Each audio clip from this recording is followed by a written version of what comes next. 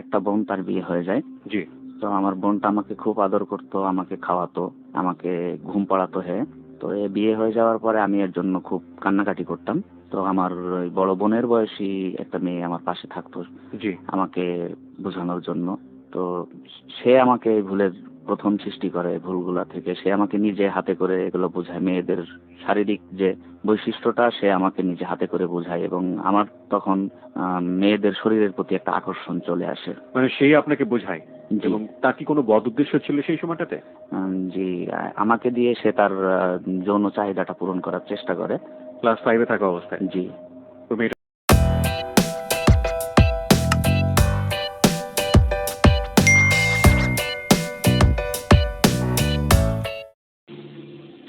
জিল্লুর রহমান আমাদের আজকের অতিথি। খুবই শান্ত স্বভাবের, কথা বলেন ধীরে ধীরে, তবে গুছিয়ে বলার চেষ্টা করেন। বাবা আব্দুর রাজ্জাক অবসরপ্রাপ্ত চাকুরিজীবী, মা রহিমা আক্তার গৃহিণী। ছোটবেলায় লেখাপড়ায় বেশ ভালো ছিলেন তিনি, তাই তাকে নিয়ে তার বাবার স্বপ্নটাও ছিল আকাশ ছোঁয়া। তিনি ছেলেকে ডাক্তার বানাতে চেয়েছিলেন, আর বাবার স্বপ্নকেই ছোটবেলায় নিজের স্বপ্ন বানিয়েছিলেন জিল্লুর। তিনি গান গাইতে পছন্দ করেন, যদিও প্রাতিষ্ঠানিকভাবে শেখা হয়নি কখনো, তবুও সুযোগ পেলেই একা একা গান করেন। তবে এই গান নিয়ে তার স্বপ্ন আছে, ভবিষ্যতে একজন সঙ্গীত শিল্পী হওয়ার স্বপ্ন দেখেন।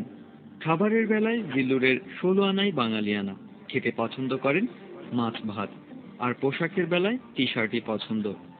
জিল্লুর ছোটবেলায় হতে চেয়েছিলেন ডাক্তার, আর বর্তমান ইচ্ছা সঙ্গীত শিল্পী হওয়া।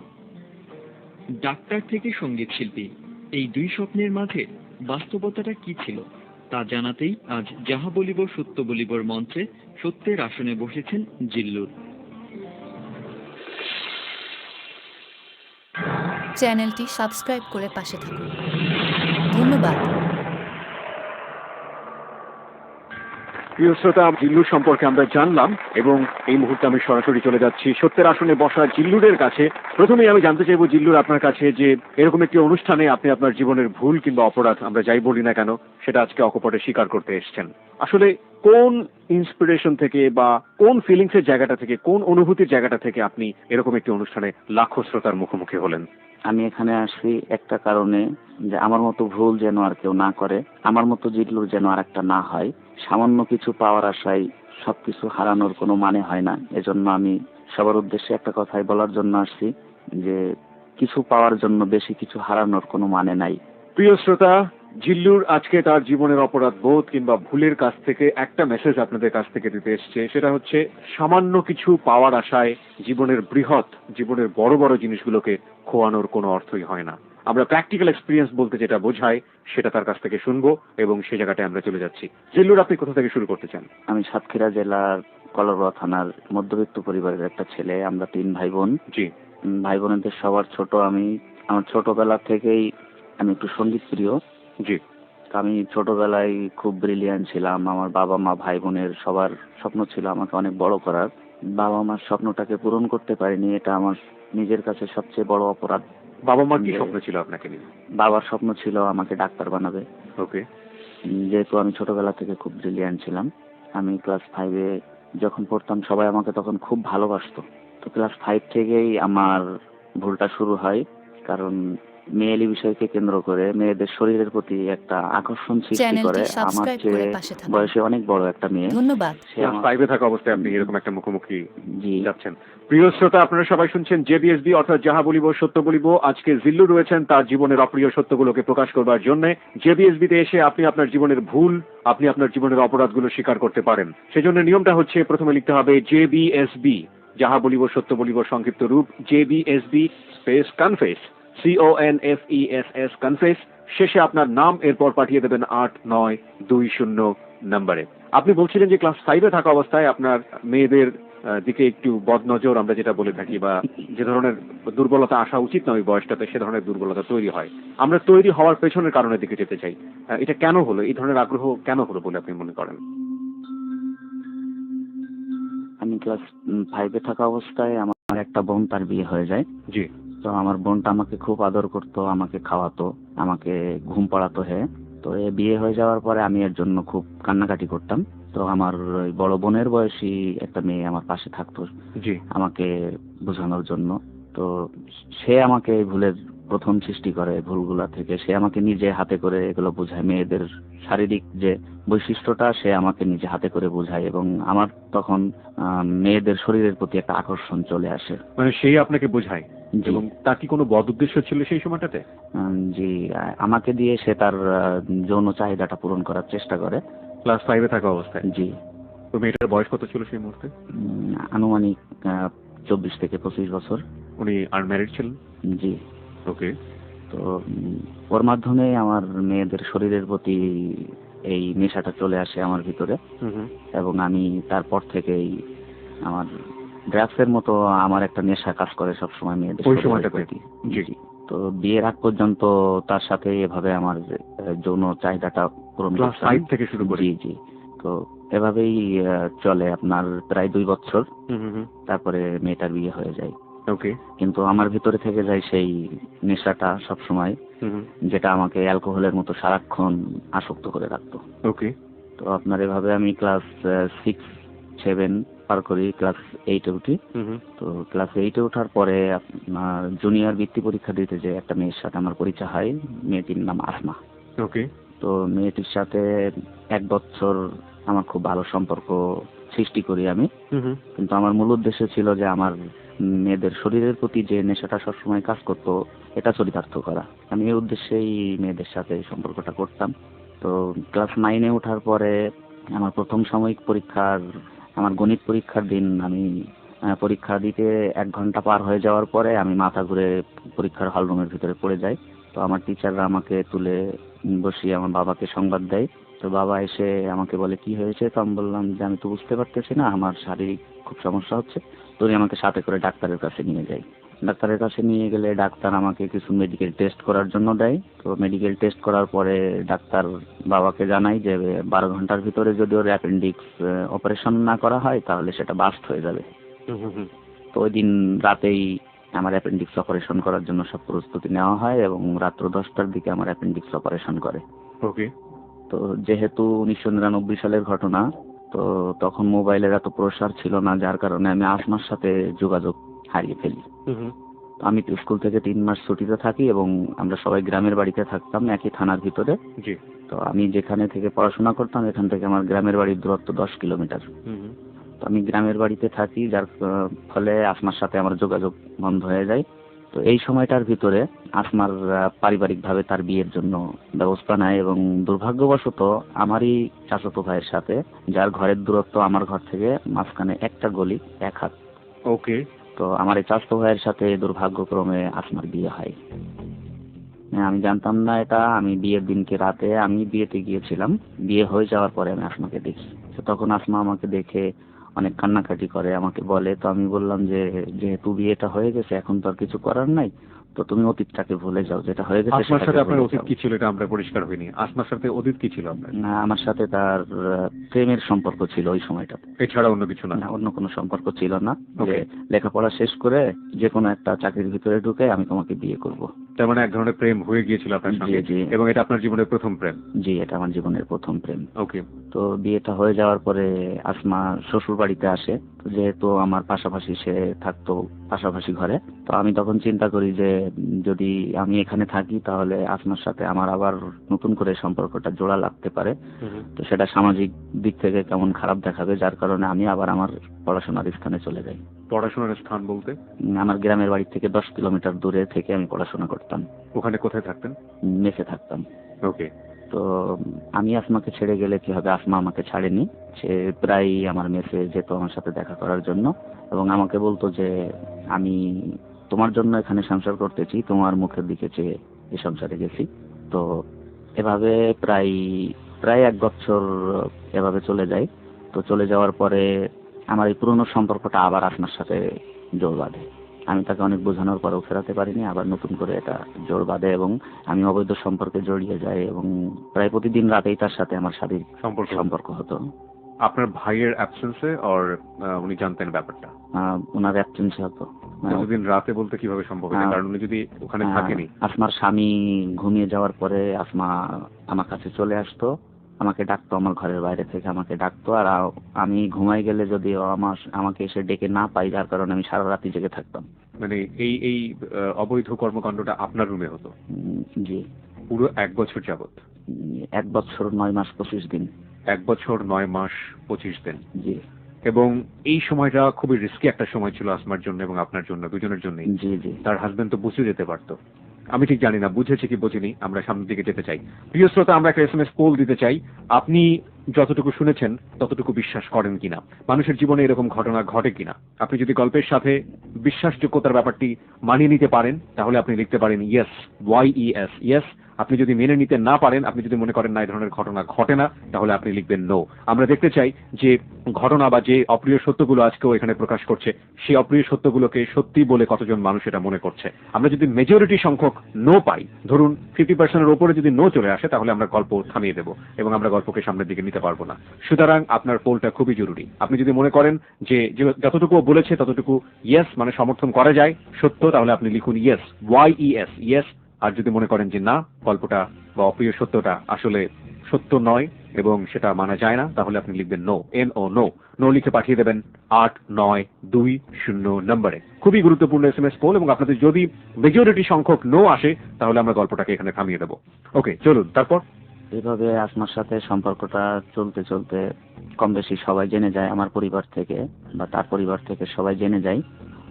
হঠাৎ করে একদিন আমার বাবা খুব অসুস্থ হয়ে পড়ে শারীরিকভাবে। তো তার চিকিৎসার জন্য আমার আম্মা তাকে নিয়ে খুলনায় যায়। আমার মেজো মামার ওখানে চাকরি করে, ওখানে যায় ডাক্তার দেখানোর উদ্দেশ্যে।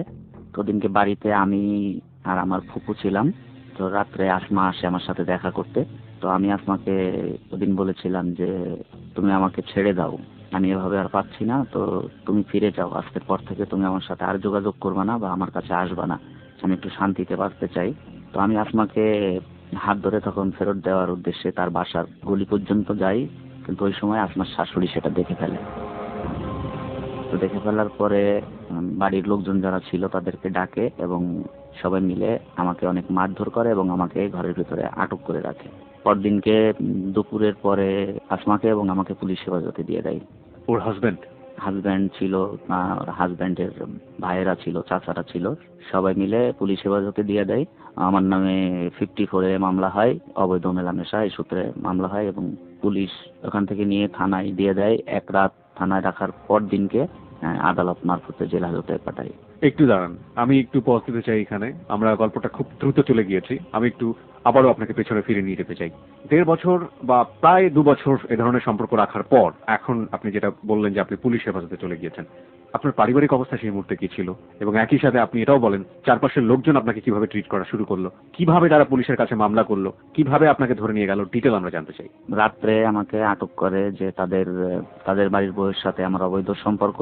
তো সেই সূত্রে পুলিশকে ইনফর্ম করে। আপনারই তো চাচাতো ভাই ছিল, রাইট? জি। আপন চাচাতো ভাই? না, আমার আব্বা একা ভাই, আমার আপন চাচাতো না, সম্পর্কে চাচাতো ভাই। সম্পর্কে চাচাতো ভাই। তো আপনাকে যেভাবে আটক করলো, আটক করার পরে গ্রাম্য সালিশ বা কোনো কিছু হয়নি? গ্রাম্য সালিশ করার চেষ্টা করেছিল, আবার হয় নাই সালিশটা। মানে ওরা নিজেরা, যেহেতু আমার গার্জিয়ান পক্ষ সেখানে কেউ ছিল না, কোনো ধরনের অন্যায় অত্যাচার করা, গায়ে হাত তোলা, দুপক্ষরে, বিশেষ করে আপনি যেই মহিলার কথা বলছেন সেই মহিলার সাথে কোনো ধরনের অত্যাচার করা বা আপনার সাথে কোনো ধরনের অত্যাচার করা? তাকেও অনেক মারধর করেছিল, কিন্তু আমাকে মারতে গিয়েছিল, খুব একটা আঘাত আমার গায়ে লাগে নাই, কারণ আমাদের গ্রামে ফারুক নামের একটা ছেলে ছিল যে আমাকে সেভ করেছে। ফারুকের সাথে আপনার সম্পর্ক কি ছিল? ফারুকের সাথে আমার সম্পর্ক ছিল আমাদের ভাতিজা লাগতো। আচ্ছা। তো বয়সে অনেক বড় ছিল, তো আমাকে আবার খুব ভালোবাসতো। ফারুক কি এই সম্পর্কটা আগে থেকে জানতো? না, আগে থেকে জানতো না। তো ওদিনকে রাত্রে তো যখন আমাকে আটক করে তখন গ্রাম এলাকা তো অনেক চিল্লাচিল্লি হয়, অনেক লোকজন বুঝতে পারে, এটা চলে আসে এবং খুবই সম্মানের একটা ব্যাপার, সম্মানহানিকর একটা ব্যাপার। ওই সময় আলটিমেটলি পুরো সিনারিওটা কি ছিল আমাদেরকে একটু ডিটেল বলুন। যে অনেক লজ্জাজনক বিষয়, যেটা যে সবাই জানছে, আমাকে দেখছে যে একটা বাড়ির বউয়ের সাথে তার অবৈধ সম্পর্ক। তো ওই মুহূর্তটা তারা দেখছে, কিন্তু তারা তো পেছনের কথাগুলো কেউ জানে না, যে কেন এই সম্পর্কটা সৃষ্টি হয়েছে, তারা তো কেউ জানে না এটা। তো যার কারণে যতটা কষ্ট পেয়েছি তার চেয়ে বেশি খারাপ লেগেছে যে মানুষের সামনে মুখ দেখানোটা অনেক কষ্টের ছিল। আর এই ঘটনার কারণে বাবা মা ভাই বোন সবাইকে নিয়ে গ্রাম থেকে চলে গিয়েছি। এই ঘটনার পরবর্তীতে এটা হয়? জি জি। প্রিয় শ্রোতা, আপনারা দেখলেন কজের পরে রেজাল্টটা কি হয় এবং এটার ইম্প্যাক্টটা কি থাকে এক একটা ঘটনার। আপনাদের খুব সংক্ষিপ্ত সময়ে জিল্লুর সবকিছু বর্ণনা করে দিয়েছে। আমরা ঘটনার মাঝামাঝি আবারও ঢোকার চেষ্টা করছি। আপনি যেটা বলছিলেন যে জিল্লুর ওই ঘর থেকে আপনার ঘরের দূরত্ব ছিল মাত্র 1 হাত। জি। তো তাহলে আপনি তাকে কোথায় পৌঁছে দিতে যাচ্ছিলেন? মাঝখানে গ্রাম এলাকায় তো ধান রাখার জন্য যে বাঁশের যে গোলা তৈরি করা হয় এটা ছিল, তো একটু ঘুর দিয়া যেতে হতো। জি। তো যার কারণে অল্প একটু পথ আমার বারান্দা থেকে নেমে অল্প একটু ঘুর দিয়ে তাকে দিয়ে আসতে হতো। ওই মুহূর্তে আপনাকে ওই বাড়িতেই বন্ধ করেছে, তার মানে আপনার বাড়ি এবং তাদের বাড়ি তো খুবই পাশাপাশি। না, আমাকে বাড়ি থেকে তাদের বাড়িতে বন্ধ করে নাই, আমি আবার ফিরে আসছিলাম। তো আমার শাশুড়ির হাতে একটা টর্চ লাইট ছিল, যে লাইটটা দিয়ে আমার মাথাতে আঘাত করার চেষ্টা করে, কিন্তু সেটা ব্যর্থ হয়। তো আমার বাসা থেকে তারা আমাকে ধরে নিয়ে যায়। বাসা থেকে এসে ধরে নিয়ে যায়? জি। আপনার আব্বু কিংবা আপনার আম্মু বা যারা আছে তারা কি বলছে? না, ওদিন আমি আগেই বলেছি বাড়িতে কেউ ছিল না, আমার আব্বু অসুস্থ ছিল, আমার আম্মু তাকে নিয়ে খুলনাতে গিয়েছিল আমার মেজো মামার বাসায়। ওকে, মানে পুরো বাড়ি ফাঁকা ছিল? জি জি। তো আপনার আব্বু আম্মু যখন জানতে পারলো ব্যাপারটা তখন কি অবস্থা দাঁড়ালো? আব্বু আম্মু যখন জানতে পারে ব্যাপারটা তখন আমি পুলিশ হেফাজতে চলে গেছি। ওকে, প্রিয় শ্রোতা, আমাদের হাতে এসএমএস পোলের রেজাল্টটা চলে এসছে। আমরা এসএমএস পোলের রেজাল্টের পরেই সিদ্ধান্ত নেব যে আমরা এই ঘটনাকে সামনের দিকে এগোবো নাকি এগোবো না। চলুন দেখা যাক কম্পিউটার কি বলে এবং এসএমএস পোলের যে কার্যক্রমটি, সেই কার্যক্রম সম্পন্ন করেছে আরজে সুমন এবং সাউন্ড এডিটর মঞ্জু। কম্পিউটারের কাছ থেকে আমরা জানবো যে এসএমএস পোলের রেজাল্টটি কি। যদি মেজরিটি সংখ্যক বিশ্বাস করে থাকেন এবং যদি মনে করেন যে গল্পটিকে সামনের দিকে এগিয়ে নেওয়া যায়, তাহলে অবশ্যই আমরা ইয়েসের যে পরিমাণ, সেটা পরিমাণ বেশি হলে আমরা সেটা করব। আর যদি নোর পরিমাণ বেশি হয়ে যায় তাহলে আমরা গল্পটিকে সামনের দিকে এগিয়ে নেব না। চলুন দেখা যাক কম্পিউটার কি বলে। Yes, 95%. No, 4%. No comments. 1%. Computer বলছে 95% লোক বলেছে ইয়েস, 4% লোক বলেছে নো এবং 1% বলেছে নো কমেন্ট। তার মানে 95% অর্থাৎ মোস্ট মেজরিটি সংখ্যক লোকজন চায়, শ্রোতারা চায় গল্পটিকে বা অপ্রিয় সত্য যেটা ও প্রকাশ করছে সেটাকে সামনের দিকে এগিয়ে নেওয়া হোক। জিল্লুর, আপনার কাছে আসতে চাই যে তারপর কি হলো? আপনাকে যখন জেলে দিয়ে দিল, সিরিয়ালি বলুন, ধীরে ধীরে বলুন, আমরা পুরো গল্পটুকুই আপনার কাছ থেকে জানতে চাই। পুলিশ হেফাজতে দেওয়ার পরে 1 রাত থানা হাজতে রাখে, পরদিনকে আদালত মারফত চালান দিয়ে দেয়, জেল হাজতে পাঠিয়ে দেওয়া হয়। তো সেখানে আমি 1 সপ্তাহ কারাভোগ করি। আপনার সাথে কি ওই ভদ্রমহিলাটাকেও দেওয়া হয়েছিল নাকি শুধু আপনাকে? না, তাকেও দেওয়া হয়েছিল। তো মাঝখানে একটু পিছনে যেতে চাই আমি। জি। ওই সময় আসমার একটা মেয়ে ছিল যার বয়স ছিল আপনার 7 থেকে 8 মাস। তো বাচ্চাটি সহ পুলিশ হেফাজতে দিয়ে দেওয়া হয় তাকে। ওহো। তো 1 সপ্তাহ কারাভোগ করি এবং একই দিনে একই সময়ে জামিনে বেরিয়ে আসি। তো এ সময় মামলার যে আয়ু ছিল এসআই শামীম, মামলাটি প্রায় 1 বছর চলেছে আদালতে। তো নারী ও শিশু নির্যাতন দমন ট্রাইব্যুনালে মামলা করার জন্য তাদের কাছ থেকে টাকা নিয়ে অনেক চেষ্টা করেছে সে, কিন্তু আদালত সেটা গ্রান্টেড করে নাই, কারণ কাগজপত্র সার্টিফিকেট অনুযায়ী আমি তখন অ্যাডাল্ট ছিলাম না। ওকে। যার কারণে মামলাটি কোর্ট গ্রহণ করে নাই। তো এরপর থেকে এই ঘটনার কারণে বাবা মা ভাই বোন সবাইকে নিয়ে গ্রাম থেকে চলে যাই।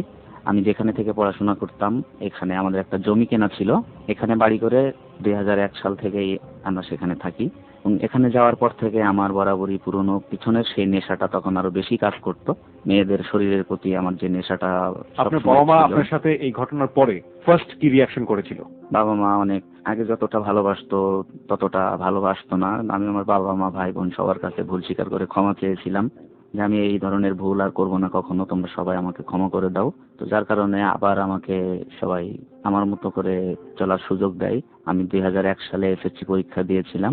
আমি এসএসসি পরীক্ষার এখানে আসতে চাই। আপনি আমাকে একটু ক্লিয়ার করুন যে যেখানে আপনার বাড়ি ছিল, আপনার এই কাজের কারণে সম্মান বাঁচাতে, ইজ্জত নিয়ে যেহেতু চলাফেরা করা যাচ্ছিল না, সে কারণে বাড়িটা ওখান থেকে ভেঙে নতুন কোনো জায়গায় আসতে হলো। জি। সেটা কোথায়? একই থানার ভিতরে, আপনার কলারোয়া থানার ভিতরেই। আপনার বাবাই সিদ্ধান্তটা নিলেন? জি। কেন নিলেন? তার আমাকে বড় করার সেই স্বপ্নটা তখনও তার ভিতরে ছিল, যে ভুল যেহেতু করেছে তারপরেও আমি চেষ্টা করব তাকে আমি বড় করতে পারি কিনা। তো আমাকে আবার ভালোভাবে বাঁচার সুযোগ সে করে দেয়, যে আমার সন্তানটা ভালো থাকুক, বা আমি যে স্বপ্ন দেখেছি সারা জীবন তাকে নিয়ে সেই স্বপ্নটা পূরণ করব আমি। আসমার কি হলো? আসমাকে সংসার থেকে তাড়িয়ে দেওয়ার জন্য অনেক চেষ্টা করেছে, কিন্তু তারা পারে নাই। আসমা তার স্বামীর সংসারে থেকে গেল। এবং আসমা এখনো আছে স্বামীর সংসারে। স্বামী মেনে নিতে পেরেছে? স্বামীকে মেনে নিতে হয়েছে, মানে মানে গ্রাম এলাকার লোকজনের চাপের কারণে। আর স্বামীটা খুব একটা মানে হাবাগোবা কোয়ালিটির, তো যার কারণে তাকে মেনে নিতে হয়েছে। ওকে, তারপর? তো এলাকা থেকে চলে যাওয়ার পরে আমি আবার নতুন করে আমার পড়াশোনাটা শুরু করি। তো আমার একটা সাবজেক্টে 2001 সালে আমার রেজাল্টটা খারাপ হয় আসমার সাথে সম্পর্কে জড়ানোর কারণে। তো আমি 2002 সাল গ্যাপ দিয়ে আমি 2003 সালে আবার এসএসসি পরীক্ষাটা দিই। তো 2003 সালে আমার পরীক্ষার রেজাল্টটা খুব আশানুরূপ হয় নাই বাবা মায়ের। তো যার কারণে আমার বাবা যেদিনকে রেজাল্ট বেরোয় আমার সাথে খুব বকাবকি করে এবং খুব খারাপ ব্যবহার করে। তো আমার আম্মা পরদিন আমাকে বলতেছে যে তোমার বাবা তো খুব রেগে আছে, তো তুমি 2-1 দিন কোনো আত্মীয় বাড়ি থেকে একটু ঘুরে আসো। ওকে, আপনি আত্মীয় বাড়িতে যাবেন কিনা সেটা আমরা জানবো। এই ফাঁকে আপনাদেরকে বলে দিই প্রিয় শ্রোতা, আপনারা সবাই শুনছেন যাহা বলিব সত্য বলিব। যাহা বলিব সত্য বলিবতে এসে আপনি আপনার জীবনের ভুল এবং অপরাধগুলো স্বীকার করতে পারেন যদি আপনি বিশ্বাস করেন যে আপনার ভুল এবং আপনার অপরাধ আপনার বিবেক বোধের জায়গা থেকে যে পরিমাণ শাস্তি আপনাকে প্রতিনিয়ত দিচ্ছে সেই পরিমাণ ভুল কিংবা সেই পরিমাণ অপরাধ আর কেউ না করুক। কারণ আপনি হচ্ছেন উজ্জ্বল দৃষ্টান্ত, যেখানে সাধারণ মানুষ, সাধারণ শ্রোতা যারা রয়েছেন তারা শোনার পরে এমন ভুল আপনাকে সামনে রেখে তারা আর কখনো করবে না। আপনি যদি এটা মনে করেন তাহলে আপনি আসতে পারেন। আমাদের এখানে আসার নিয়মটা হচ্ছে আপনি টেক্সটে লিখবেন JBSB, অর্থাৎ যাহা বলিব সত্য বলিব সংক্ষিপ্ত রূপ, JBSB space confess, CONFESS confess space আপনার নাম, এরপর পাঠিয়ে দেবেন 8920 নম্বরে। জিল্লুর, আপনার মা বলল যে আপনি 2-3 দিনের জন্য কোথা থেকে ঘুরে আসবেন, তারপর? তো আমি বললাম যে আমার কাছে তো টাকা নাই, তাহলে তুমি আমাকে কিছু টাকা দাও। তো আমার আম্মা বলতেছে যে আমার কাছেও তো টাকা নাই, আচ্ছা ঠিক আছে আমি তোমার কিছু টাকার ব্যবস্থা করতেছি। তো আমার আম্মা আমাকে ওই দিন সর্বপ্রথম ধান মাড়াই করে যে চাউল আসে, 10 কেজি চাউল 11 টাকা করে বিক্রি করে আমাকে 110টা টাকা দেয়। ওকে। তো এই 110 টাকা নিয়ে তখন আমি ভাবতেছি যে আমার একটা চাচাতো বোনের বাড়ি আছে, জায়গাটার নাম ঝিগরগাছা, তো বোনের ওইখানে যাব। এই উদ্দেশ্যে বাড়ি থেকে বের হই। তো আমি আবার একটু পিছনে যাব, যে আমার জীবনে যত ভুল, যত অন্যায় আমি করেছি শুধুমাত্র ছোট্ট একটা কারণে করেছি। আমার কেন জানি সবসময় মনে হয়েছে যে আমার জন্য কিসের একটা অভাব আছে, যে অভাবটা আমাকে সারাক্ষণ তাড়িয়ে নিয়ে বেড়ায়। একটা হাহাকার, একটা যন্ত্রণা আমার ভিতরে কাজ করে যে কিসের যেন একটা অভাব আমার আছে। তো আমি বুঝেছি যে সে অভাবটা ছিল স্নেহ, মায়া, মমতা, ভালোবাসার অভাব। আমার বাবা মার কাছে আমি বড় হইতে চাই নাই, আমার ভাই বোনদের কাছে আমি বড় হতে চাই নাই, কিন্তু আমার কেন জানি মনে হয়েছে আমি তাদের সবার কাছে বড় হয়ে গেছি। আমি তাদের স্নেহ, মায়া, মমতার সে হাতটা আমার মাথায় পাই নাই, আমি তাদেরকে কাছে পাই নাই, পাশে পাই নাই। তারা আমাকে ভালোবাসে না, আমি কথা বলবো না, তারা আমাকে ভালোবাসছে, কিন্তু আমি যেভাবে চেয়েছি সেভাবে পাই নাই। আর তারা আমাকে যা দিয়েছে সেটাতে আমি সন্তুষ্ট হতে পারি নাই, যার কারণে আমি বরাবর এই অন্যায়, এই ভুলগুলো করেছি সেই অভাবটা পূরণ করার জন্য। তো যাই হোক, আমি আমার চাচাতো বোনের বাড়িতে যাওয়ার উদ্দেশ্যে বের হই। তো যাদের জমি কিনে আমাদের বাড়ি করা ছিল, তো এই বাড়িরই একটা মেয়ে, মেয়েটির নাম তহিরুন। ওকে। মেয়েটি আমাকে আঙ্কেল বলে ডাকতো। তো বাজারের ভিতরে ওর সাথে দেখা হয়, তো আমাকে বলতেছে আঙ্কেল কোথায় যাবেন আপনি? তো আমি বলছি যে বাবা তো বকাবকি করতেছে, তো আমি আমার একটা চাচাতো বোনের বাড়ি যাব। তো বলছে আপনি আমাকে নিয়ে যাবেন আত্মীয় বাড়ি? তো আমি বলছি চলো। তো তখন ও আমার সাথে যায়। তো সন্ধ্যার একটু আগ দিয়ে আমি আমার চাচাতো বোনের বাড়িতে পৌঁছাই। যে দেখি যে আমার যে বোনের বাড়িতে গিয়েছি ওই চাচাতো বোনের আপন ভাই, আমার চাচাতো ভাই ওইখানে একটা আছে। তো ওর সাথে দেখা করলাম, ও বিদেশ যাওয়ার জন্য কিছু টাকা আনার জন্য বোনের কাছে গিয়েছিল। আমি ওই দিনকে রাত্রে চাচাতো বোনের ওখানে থাকি। তো সারা রাত ভিসিডি দেখি, ঘুমাই নাই সারা রাত। তো স্বাস্থ্য ভাই সকালবেলা যে কাজে গেছিল কাজ শেষ করে চলে আসছে। তো মেয়েটা যে আমার সাথে গেছে, আমি তো খোলা মন মানসিকতায় তাকে নিয়ে গেছি সাথে করে। ওকে। তো স্বাস্থ্য ভাই চলে আসছে সকালবেলা। তো এলাকায় এসে শুনে যে এলাকার ভিতরে একটা গুঞ্জন রটেছে যে জিল্লুর একটা মেয়েকে নিয়ে পালিয়ে গেছে। তো এই কথাটা শুনে ও চিন্তা করতেছে যে আমি তাকে দেখে আসলাম, তো তার ভিতরে তো এমন কিছু দেখলাম না, যেহেতু সে আমার বোনের বাড়িতে আছে, তো ঠিক আছে আমি একটু খোঁজ নিয়ে দেখি। তো পরে চাচতো দোলা ভাইয়ের কাছে ফোন দিয়ে বলছে যে ভাইয়া এই ঘটনা, তোর সাথে একটু কথা বলো।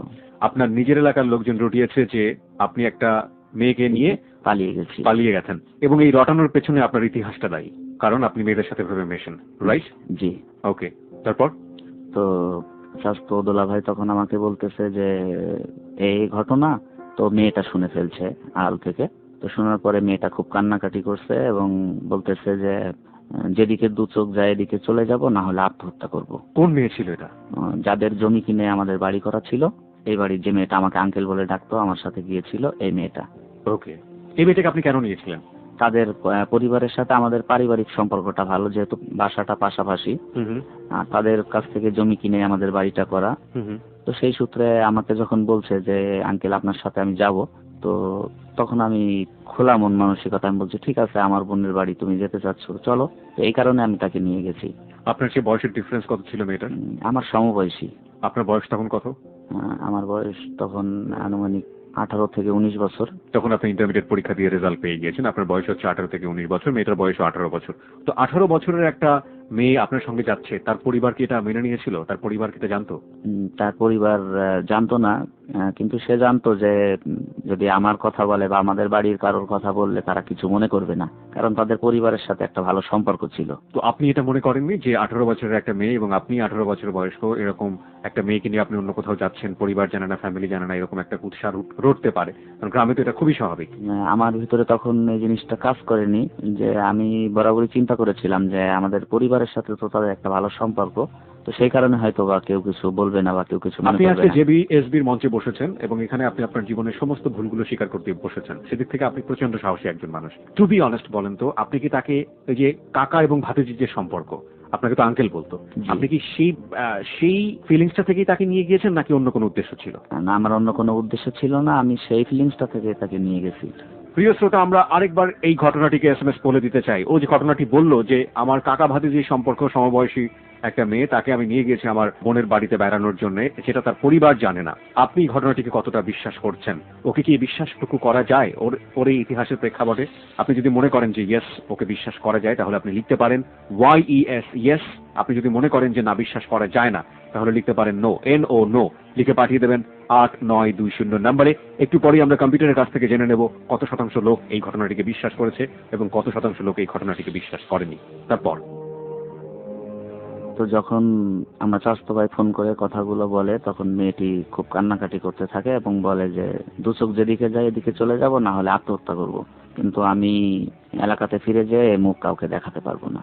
ওকে, তো আমি তখন চিন্তা করি যে তাকে সাথে করে নিয়ে আসছি আমি, কম বেশি সবাই যখন জানছে, তো যদি সে কোনো কারণবশত মারা যায় বা কোথাও চলে যায়, হারিয়ে যায়, তাহলে তো আমি ফেঁসে যাব বা আমার নামে মামলা হতে পারে। তো এই চিন্তা করে তাকে মানে বুঝাই, কিন্তু সে কোনো দিক থেকে কোনো কিছু বুঝে না। তো আমি তখন বলি যে দেখো, তোমাদের সাথে তো আমার রক্তের কোনো সম্পর্ক নাই, পারিবারিক দিক থেকে মোটামুটি ভালো একটা সম্পর্ক, সেই সূত্রে তুমি আমাকে আঙ্কেল বলো। তো যেহেতু এলাকায় একটা কলঙ্ক তোমার নামে রটেছে, তো আমি যদি তোমাকে ইসলামিক শরিয়াত বিধান মোতাবেক বিয়ে করতে চাই, তুমি কি আমাকে বিয়ে করবা? তখন সে রাজি হয় আমার সাথে বিয়ে করতে। তো আমি তাকে বলেছিলাম যে আমার কাছে তো এই মুহূর্তে টাকা নাই, তো কিভাবে করব সেটা। তো মেয়েটির কানে 2টা স্বর্ণের দুল ছিল, যে দুল 2টা আমি 1900 টাকায় বিক্রি করি এবং সে টাকা দিয়ে আমি তাকে ইসলামিক বিধান মোতাবেক, আমি সর্বপ্রথম আমার জীবনের প্রথম বিয়ে, আমি তাকে বিয়ে করি। ওকে, বিয়ে আপনি তাকে করলেন। মেয়েটির নাম কি ছিল? মেয়েটির নাম ছিল তহিরুন। তহিরুনকে কি আপনি আপনার বোনের বাড়িতে নিয়ে যাওয়ার পরে এটা বুঝিয়েছিলেন নাকি আপনি তার আগে সেটা বুঝিয়েছিলেন? নিয়ে যাওয়ার পরে যখন চাচাতো ভাই বাড়িতে এসে এলাকার গুঞ্জনটা রটেছে, সংবাদটা দেয়, তখন তাকে আমি এই কথাটা বলি। যখন সে কান্নাকাটি করতে থাকে তখন তাকে বলি আমি। এবং আপনার বোনের পরিবার সেটা জানতো যে আপনি ওকে বিয়ে করতে যাচ্ছেন নাকি আপনারা নিজেরাই সিদ্ধান্ত নিয়েছেন? আমার বোন জানতো না, বোন জামাই আমাকে সহযোগিতা করেছিল এবং তার মাধ্যম দিয়ে বিয়েটা করেছিলাম। ওকে, আপনি বিয়েটা করার আগে আপনার ফ্যামিলিকে জানিয়েছিলেন? না, আমার ফ্যামিলিকে জানাই নাই। কেন জানাননি? আমি চিন্তা করেছিলাম যে ফ্যামিলিকে জানালে হয়তো ফ্যামিলি এটা রাজি হবে না বা মেনে নেবে না, কিন্তু মেয়েটার জীবন নষ্ট হয়ে গেলে তখন তো আমি অপরাধী হব যে আমার কারণে তার জীবনটা নষ্ট হয়ে গেল। তো এই কারণে আমি পরিবারকে জানাই নাই। অপ্রিয় সত্য উদ্ঘাটনের এই কনফিউশনের জায়গাটাতে আপনার অবস্থান আসলে কি রকম সেটা আমরা জানবো এখন কম্পিউটারের কাছ থেকে। কম্পিউটার আমাদেরকে বলে দিচ্ছে কত শতাংশ লোক এই ঘটনাটিকে বিশ্বাস করেছে এবং কত শতাংশ লোক বিশ্বাস করতে পারেনি। Yes, 72%. No, 20%. No comments, 8%. প্রিয় শ্রোতা, আমরা দেখলাম যে কম্পিউটার বলছে যে ইয়েস হচ্ছে 72% এবং নো হচ্ছে 20% এবং নো কমেন্টস হচ্ছে 8%। অর্থাৎ আমরা অপ্রিয় সত্য উদ্ঘাটন এই প্রক্রিয়াটাকে আর একটু সামনের দিকে এগিয়ে নিতে চাই। তারপর বিয়ে করার পরদিন আমি চাচাতো বোনের বাড়ি থেকে ওকে নিয়ে ওর খালার বাড়িতে নাভারণ চলে যাই। ওকে, তো 10টার দিকে ওর খালার বাড়িতে পৌঁছাই এবং দুপুরে খাওয়া দাওয়া করার পরে ওর খালা আমাকে আর ওকে সাথে করে নিয়ে ওর মামার বাড়িতে রেখে আসে। জায়গাটা ছিল সারসাত থানার ভিতরে। ওর মামার বাড়িতে আমি 18 দিন থাকি। 18 দিন পরে তহিরুনেরই বড় বোন জামাই আমাকে যে নিয়ে আসে তাদের বাড়িতে, যার বাড়িটা ছিল ঝাউডাঙ্গা নামক একটা জায়গায়। তো সেখানে আসার পরে যেহেতু আমি বেকার ছিলাম, তো আমার একটা কাজের জন্য ওরা যোগাযোগ করে। কাজটা ছিল আকিস কর্পোরেশনের। তো এখানে আমি আকিস গ্রুপের একটা অফিসে যাই এবং তারা আমার কাছে 5,000 টাকা সিকিউরিটি হিসেবে চাই। তো এই মুহূর্তে আমার কাছে টাকা ছিল না। তো আমি যে অফিসার আমাকে বলেছিল সিকিউরিটির জন্য, তো আমি তাকে বলে আসছিলাম যে আমাকে 1 সপ্তাহ সময় দেন, তো আমি টাকার ব্যবস্থা করব। তো ফিরে এসে তহিরুনের সাথে কথা বলি যে এই কাজের জন্য কথা বলছি, এখন আমার কাছে 5,000 টাকা চাই। তো আমি কিভাবে কি করব বুঝতে পারতেছি না, তো তুমি কি পারবে কোনো ব্যবস্থা করতে? তো তখন তহিরুন আমাকে বলেছিল যে আমি তো এর আগে এনজিওতে কাজ করতাম, তো মাসে যা বেতন পেতাম নিজের হাত খরচ ছাড়া এটা বাকিটা বড় ভাইয়ের কাছে জমা রাখতাম। তো আমি তো তাদের বোন, তো আমাকে যদি বিয়ে দিতে 50,000 টাকা খরচ হতো তা কি তারা করতো না? তো ঠিক আছে, আমি বড় ভাইয়ের সাথে কথা বলে আপনাকে জানাবো। তো আমি জানি না যে 2 ভাই বোনের ভিতরে এটা নিয়ে তর্ক বিতর্ক হয়েছে। ওদিনকে রাতে 2 ভাই বোনের ভিতরে নাকি অনেক কথা কাটাকাটি হয় এবং এক পর্যায়ে পরে যেটা আমি জেনেছি, তৈরুনের ভাই বলেছিল নাকি যে তুমি এভাবে বিয়ে করছো, আমরা মানুষের কাছে মুখ দেখাইতে পারি না, মান সম্মান শেষ করছো, তো তোমার মতো বোন যদি বেঁচে না থেকে মরে যেত তাহলে তো মনের বুঝ দিতে পারতাম। তো বড় ভাইয়ের এই কথাটা শুনে অনেক কষ্ট পাই, কিন্তু আমাকে কিছুই বলে না। আমাকে শুধু বলেছিল যে আপনি চিন্তা করেন না, আপনার টাকার ব্যবস্থা আমি করব। তো এভাবে আরো 1 সপ্তাহ পার হয়ে যায়। পার হয়ে যাওয়ার পরে আমি তাকে বিয়ে করেছিলাম 2003 সালের 18 জুলাই। ঠিক তার 1 মাস পর, দিনটা ছিল 18 আগস্ট 2003 সাল। ওই দিন সোমবার ছিল। দুপুরে নিজে রান্না করছে, রান্না করে গোসল করে নিজের মতো খাওয়া দাওয়া করছে। আমি ঘরে ঘুমাই আসছিলাম। তো তহিরুনের বড় ভাবি বলতেছে তহিরুনকে যে তুমি একা একা এভাবে রান্না করে গোসল করে খাওয়া দাওয়া শেষ করলে, তো আরেকজন যে ঘুমিয়ে আছে তাকে তো ডাকলে না খাওয়ার জন্য। তো তখন তহিরুন তার ভাবির উপরে রেগে গিয়ে বলতেছে যে আমার দরকার নাই, ডাকলে তুমি ডাকো। মানে আপনি ঘুমিয়েছিলেন? জি। তো আমি ওকে বিয়ে করার পর থেকে আমার পরিবার থেকে আমার সাথে খুব খারাপ ব্যবহার করা হয়। এমন এক পর্যায়ে আমি ওর মামার বাড়িতে থাকা অবস্থায় আমার বড় ভাই গিয়েছিল আমাকে খুঁজতে। তো আমার সাথে দেখা হয়েছিল। সে আমাকে অনেক বকা দেয়, অনেক গালি দেয় এবং আমাকে আমার গালে একটা থাপ্পড়ও মারে আমার বড় ভাই। তো আমি কোনো কথাই বলি নাই, কারণ যেহেতু সে আমার বড় ভাই, আমি ভুল করেছি, তো যার কারণে আমি কিছুই বলি নাই তাকে। আপনার বড় ভাই সে সময় বিবাহিত ছিল? না, আমার বড় ভাই অবিবাহিত ছিল। ওকে। তো পরে তহিরুন আমাকে ডাকে দুপুরবেলা যে উঠেন খাওয়া দাওয়া করবেন। তো আমি উঠে খাওয়া দাওয়া করার পরে বিয়ের পরে ও শাড়ি পরে একটা ছবি উঠেছিল একটা স্টুডিওতে। তো আমাকে বলতেছে আজকে আমার স্টুডিও থেকে ছবিটা এনে দিবেন। তো আমি বলতেছি যে ঠিক আছে, আমি সন্ধ্যার আগ দিয়ে তোমার ছবি এনে দেবো। তো বলছে না, সন্ধ্যার আগ দিয়ে না, এক্ষুনি আপনি যান আর ছবি নিয়ে এক্ষুনি আবার চলে আসবেন। তো আমি বলছি এমন এমন করছো কেন তুমি আমার সাথে? তো বলতেছে আমি ছবিটা দেখবো, আমার ছবিটা কেমন হয়েছে আমি এটা দেখবো, তো আপনি এক্ষুনি যান। তা আমি বলছি এক্ষুনি খাওয়া দাওয়া করলাম, তো ঠিক আছে আমি একটু রেস্ট নিই তারপরে যাই। তো একই বিছানায় দুজন শুয়ে আছি দুপুরবেলা। তো 1 মাসের ব্যবধান, সংসার বলে কি জিনিস সেটা তো বুঝতে পারি নাই, যেহেতু বাইরে বাইরে। তো দিনকে সর্বপ্রথম আমার কাছে একটা জিনিস সে চেয়েছিল, আমাকে বলতেছে যে আমি একটা জিনিস চাইবো আপনার কাছে, তো আপনি আমাকে দেবেন? ওকে, বিরতির ঘন্টা বেজে গেছে। সে আপনার কাছে কি চাইলো সেটা আমরা জানবো বিরতির পর। প্রিয় শ্রোতা, আপনাদের সবাইকে অ্যাড্রেস করছি। আপনারা শুনছেন জিল্লুরের অপ্রিয় সত্য, যাহা বলিব সত্য বলিবতে। আরজি কিবরিয়া আপনার সঙ্গে রয়েছে আরজি কিবরিয়ার টিম, আরজে সুমন এবং সাউন্ড এডিটর মঞ্জু। যাহা বলিব সত্য বলিব একটু পরে আবারও ফিরিয়ে নিয়ে আসবে জিল্লুরকে। কিছুক্ষণের জন্য বিরতি, 4 থেকে 5 মিনিট সংবাদের বিরতি। এই ফাঁকে আপনারা চলে আসতে পারেন জিল্লুরকে দেখার জন্য আমাদের ফেসবুকে। আমাদের ফেসবুকের ঠিকানা www.facebook.com/ABC Radio FM 89.2। আমি আবারও বলছি www.facebook.com/ABC Radio FM 89.2। আপনি কি ওখানে লাইক দেবেন? লাইক দেওয়ার সঙ্গে সঙ্গে আপনি আমাদের যাহা বলিব সত্য বলিব এবং একই সাথে এবিসি রেডিওর ফ্যান কিংবা মেম্বার যাই বলি না কেন সেটা হয়ে যাবেন। আপনি চাইলে আমাদেরকে মেইলও করতে পারেন। জেবিএসবিতে অনেকেই সরাসরি আসতে পারেন না, তাদের জন্য বলছি আপনি চাইলে আমাদেরকে মেইল করে আপনার জীবনের অপ্রিয় সত্য জানাতে পারেন। আমাদের মেইল অ্যাড্রেসটি হচ্ছে jbsb8920@gmail.com। আমি আবারও বলছি jbsb8920@gmail.com। সংবাদের ছোট্ট একটা বিরতি, একটু পরেই ফিরছি।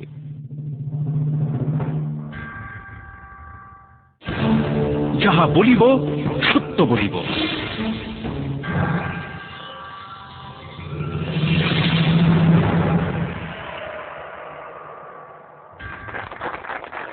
প্রিয় শ্রোতা, সংবাদের বিরতির পর আপনাদের সবাইকে আমন্ত্রণ জানাচ্ছি যাহা বলিব সত্য বলিবতে। যাহা বলিব সত্য বলিবতে আজকে অপ্রিয় সত্য প্রকাশ করছে জিল্লুর। জিল্লুরকে যারা দেখতে চান, জিল্লুরের এই মুহূর্তের একটা ছবি আমরা আমাদের ফেসবুকে দিয়ে দিয়েছি। আমি আবারও বলছি, আমাদের ফেসবুকের ঠিকানা www.facebook.com/ABC Radio FM 89.2। ওখানে গিয়ে লাইক দেবার সঙ্গে সঙ্গে আপনি আমাদের যাহা বলিব সত্য বলিবর মেম্বার হয়ে যাবেন। প্রিয় শ্রোতা, আমরা জিল্লুরের কাছে ফিরতে চাই, তবে তার আগে বলতে চাই পুরো অনুষ্ঠান ব্যাপী চলছে SMS পোল। SMS পোল খুবই গুরুত্বপূর্ণ, কারণ SMS পোলে আমাদের লিসনারদের বিশ্বাস এবং কতটুকু তারা আমাদের প্রোগ্রামের সাথে রয়েছেন সেটা আমরা বুঝে থাকি। আপনি অবশ্যই SMS পোল দেবার সঙ্গে সঙ্গে খুবই দ্রুত গতিতে SMS পোলে অংশগ্রহণ করে আপনি আপনার প্রতিক্রিয়া জানিয়ে দেবেন। আমরা জিল্লুরের কাছে ফিরতে চাই। হ্যাঁ জিল্লুর, যেটা জানছিলাম আপনার কাছে, যে আপনার স্ত্রী একটা কিছু চাইলেন, তারপর ওদিনকে আমাকে বলতেছে যে আমি একটা জিনিস চাইবো আপনার কাছে। আমি বলছি যে ঠিক আছে, সেটা কি? তো আমাকে সর্বপ্রথম ওদিন বলেছিল যে আমার সাথে একটু শারীরিক মেলামেশা করবেন। তো আমি বলছি এখন দুপুরবেলা কেন? মানে এই সময়টাতে আপনাদের কোনো ধরনের কোনো হাজব্যান্ড ওয়াইফ যে রিলেশন সেটা হয়নি? না, যেহেতু বাইরে বাইরে ছিলাম, অনেক মানসিক কষ্টের ভিতরে ছিলাম, যে আবেগের বশে কি করে ফেললাম, এখন কি হবে, কোথায় যাব, কি করব, যেহেতু আমি বেকার ছিলাম। তো আমি বলেছিলাম যে তো এখন কেন, সেটার তো সময় আছে। তো আমাকে বলেছিল যে না, এক্ষুনি আমার সে অধিকারটা আমাকে দিতে হবে। তো যাই হোক, আমি তখন তার সে অধিকারটা তাকে আদায় করে দেই, এবং আদায় করার পরপরই সে আমাকে একটা শার্ট নিয়ে এসে আমার গায়ে পরিয়ে দিয়ে বলতেছে আপনি এক্ষুনি যান আর আমার ছবিটা এনে দেন স্টুডিও থেকে। তো এমনকি আমার শার্টের বোতাম লাগানোর সময় দিচ্ছে না। তো আমি রেগে গিয়ে ঘর থেকে শার্টের বোতামগুলো লাগাতে লাগাতে যখন বের হয়ে যাচ্ছি, তো আমি বারান্দার থেকে নামার সময় একটা সিঁড়িতে পা রাখছে, এই মুহূর্তে পিছন থেকে আমাকে আবার ডাকছে। তো যখন ডাকছে, দুপুরবেলা যখন শুয়ে ছিলাম দুজন একসাথে, তখন আমাকে একটা কথা বলেছিল যে আমাকে বিয়ে করছেন যার কারণে আপনার বাবা মা ভাই বোন সবাই আপনার থেকে মুখ ফিরে নিয়েছে, কারোর সাথে আপনার কোনো সম্পর্ক নাই, এমনকি তাদের কারোর ধারে পাশেও আপনি যেতে পারেন না, আপনার সাথে কেউ কথা বলে না। তো আমি যদি কখনো কোনো দিন সময় পাই বা কোনো সুযোগ আমি পাই, তো আমার জীবনের বিনিময়ে হলেও আমি আপনার বাবা মা ভাই বোনদের কাছে আগের মতো করে দিয়ে যাব আপনাকে আবার।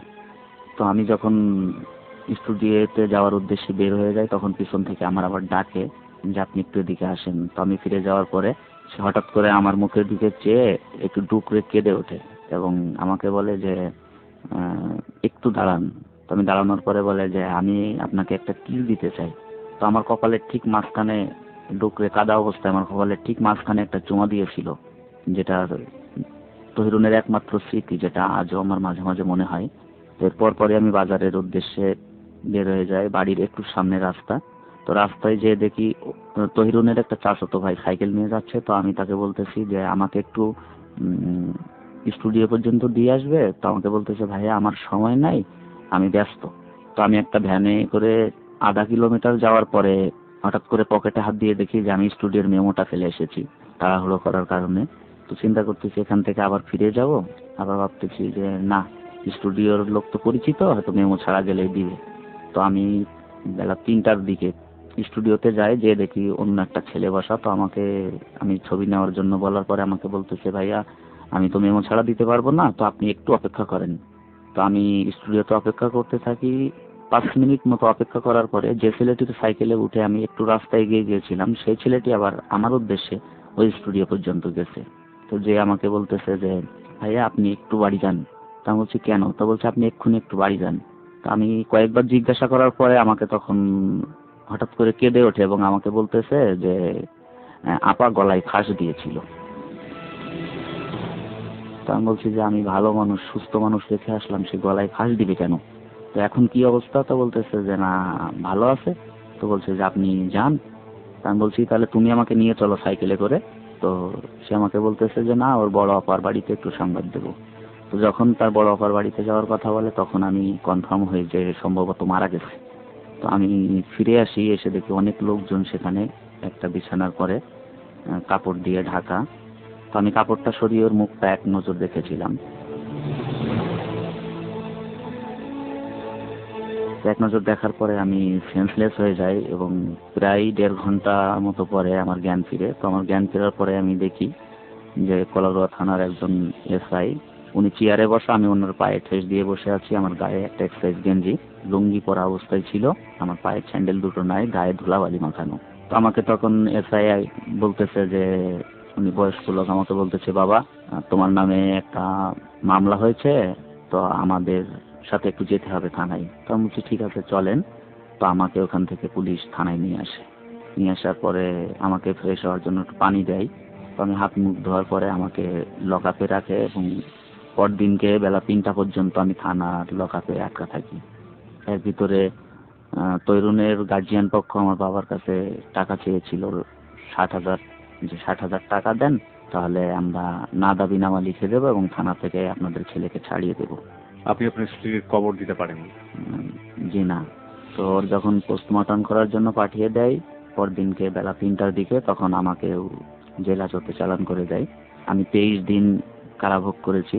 23 দিন পর কলারোয়া থানার এসআই আমাকে নির্দোষ প্রমাণিত করেছে এবং আমার ভিতরে পুলিশের প্রতি একটা ভ্রান্ত বিশ্বাস এবং ধারণা ছিল, যেটাও ভেঙে দিয়েছে সে। কারণ আমি জানতাম না কখনো যে পুলিশ ঘুষ নিয়ে ঘুষের টাকা কাজ করতে ব্যর্থ হলে ফেরত দেয়, কিন্তু সে দৃষ্টান্তটা এসআই আমাকে দিয়ে গেছে। আপনি তাকে ঘুষ দিয়েছিলেন? জি, আমার চালানটা বন্ধ করার জন্য, যে যদি এখান থেকে মীমাংসা করা যায় তাহলে দেখেন কোনো সিস্টেম করা যায় কিনা যেন আমার চালান না হয় আদালতে। তো এটার জন্য আমি তাকে টাকা দিয়েছিলাম এবং সে কাজটা করতে পারেনি, সেজন্য সে টাকাটা রিটার্ন, যার কারণে সে টাকাটা ব্যাক দিয়েছিল।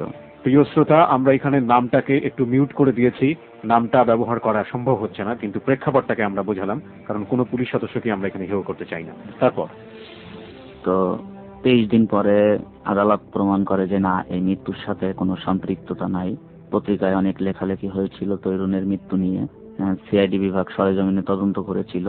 তো 23 দিন পর থানা থেকে ফাইনাল রিপোর্ট দেয় যে না, তার মৃত্যুর সাথে আমার কোনো সম্পৃক্ততা নাই। কারণ সে মারা গেছে যখন, যে স্পটে মারা গেছে সেখান থেকে প্রায় 5 কিলোমিটার দূরে আমি ছিলাম, অর্থাৎ তার মৃত্যুর সাথে আমার কোনো সম্পৃক্ততা থাকতে পারে না। কিন্তু তারা, তৈরুনের গার্জিয়ান পক্ষ থানায় অভিযোগ করেছিল যে আমি তাদের মেয়েকে মেরে গলায় ফাঁস দিয়ে আমি ঘর থেকে বেরিয়ে গেছি। তো সেটা আইনিভাবে প্রমাণিত হয় নাই, যার কারণে আদালত আমাকে নির্দোষ প্রমাণ করে এবং আমাকে আমার কেসটা 23 দিন পরে খারিজ করে দেয়। তারপর জেলখানা থেকে বেরিয়ে সোজা বাসায় নিয়ে আসে আমাকে আমার একটা খালাতো ভাই, আমাকে সাথে করে নিয়ে আসে। বাসা বলতে কি আপনার বাড়িতে নিয়ে আসলো? জি, আমার বাড়িতেই নিয়ে আসে।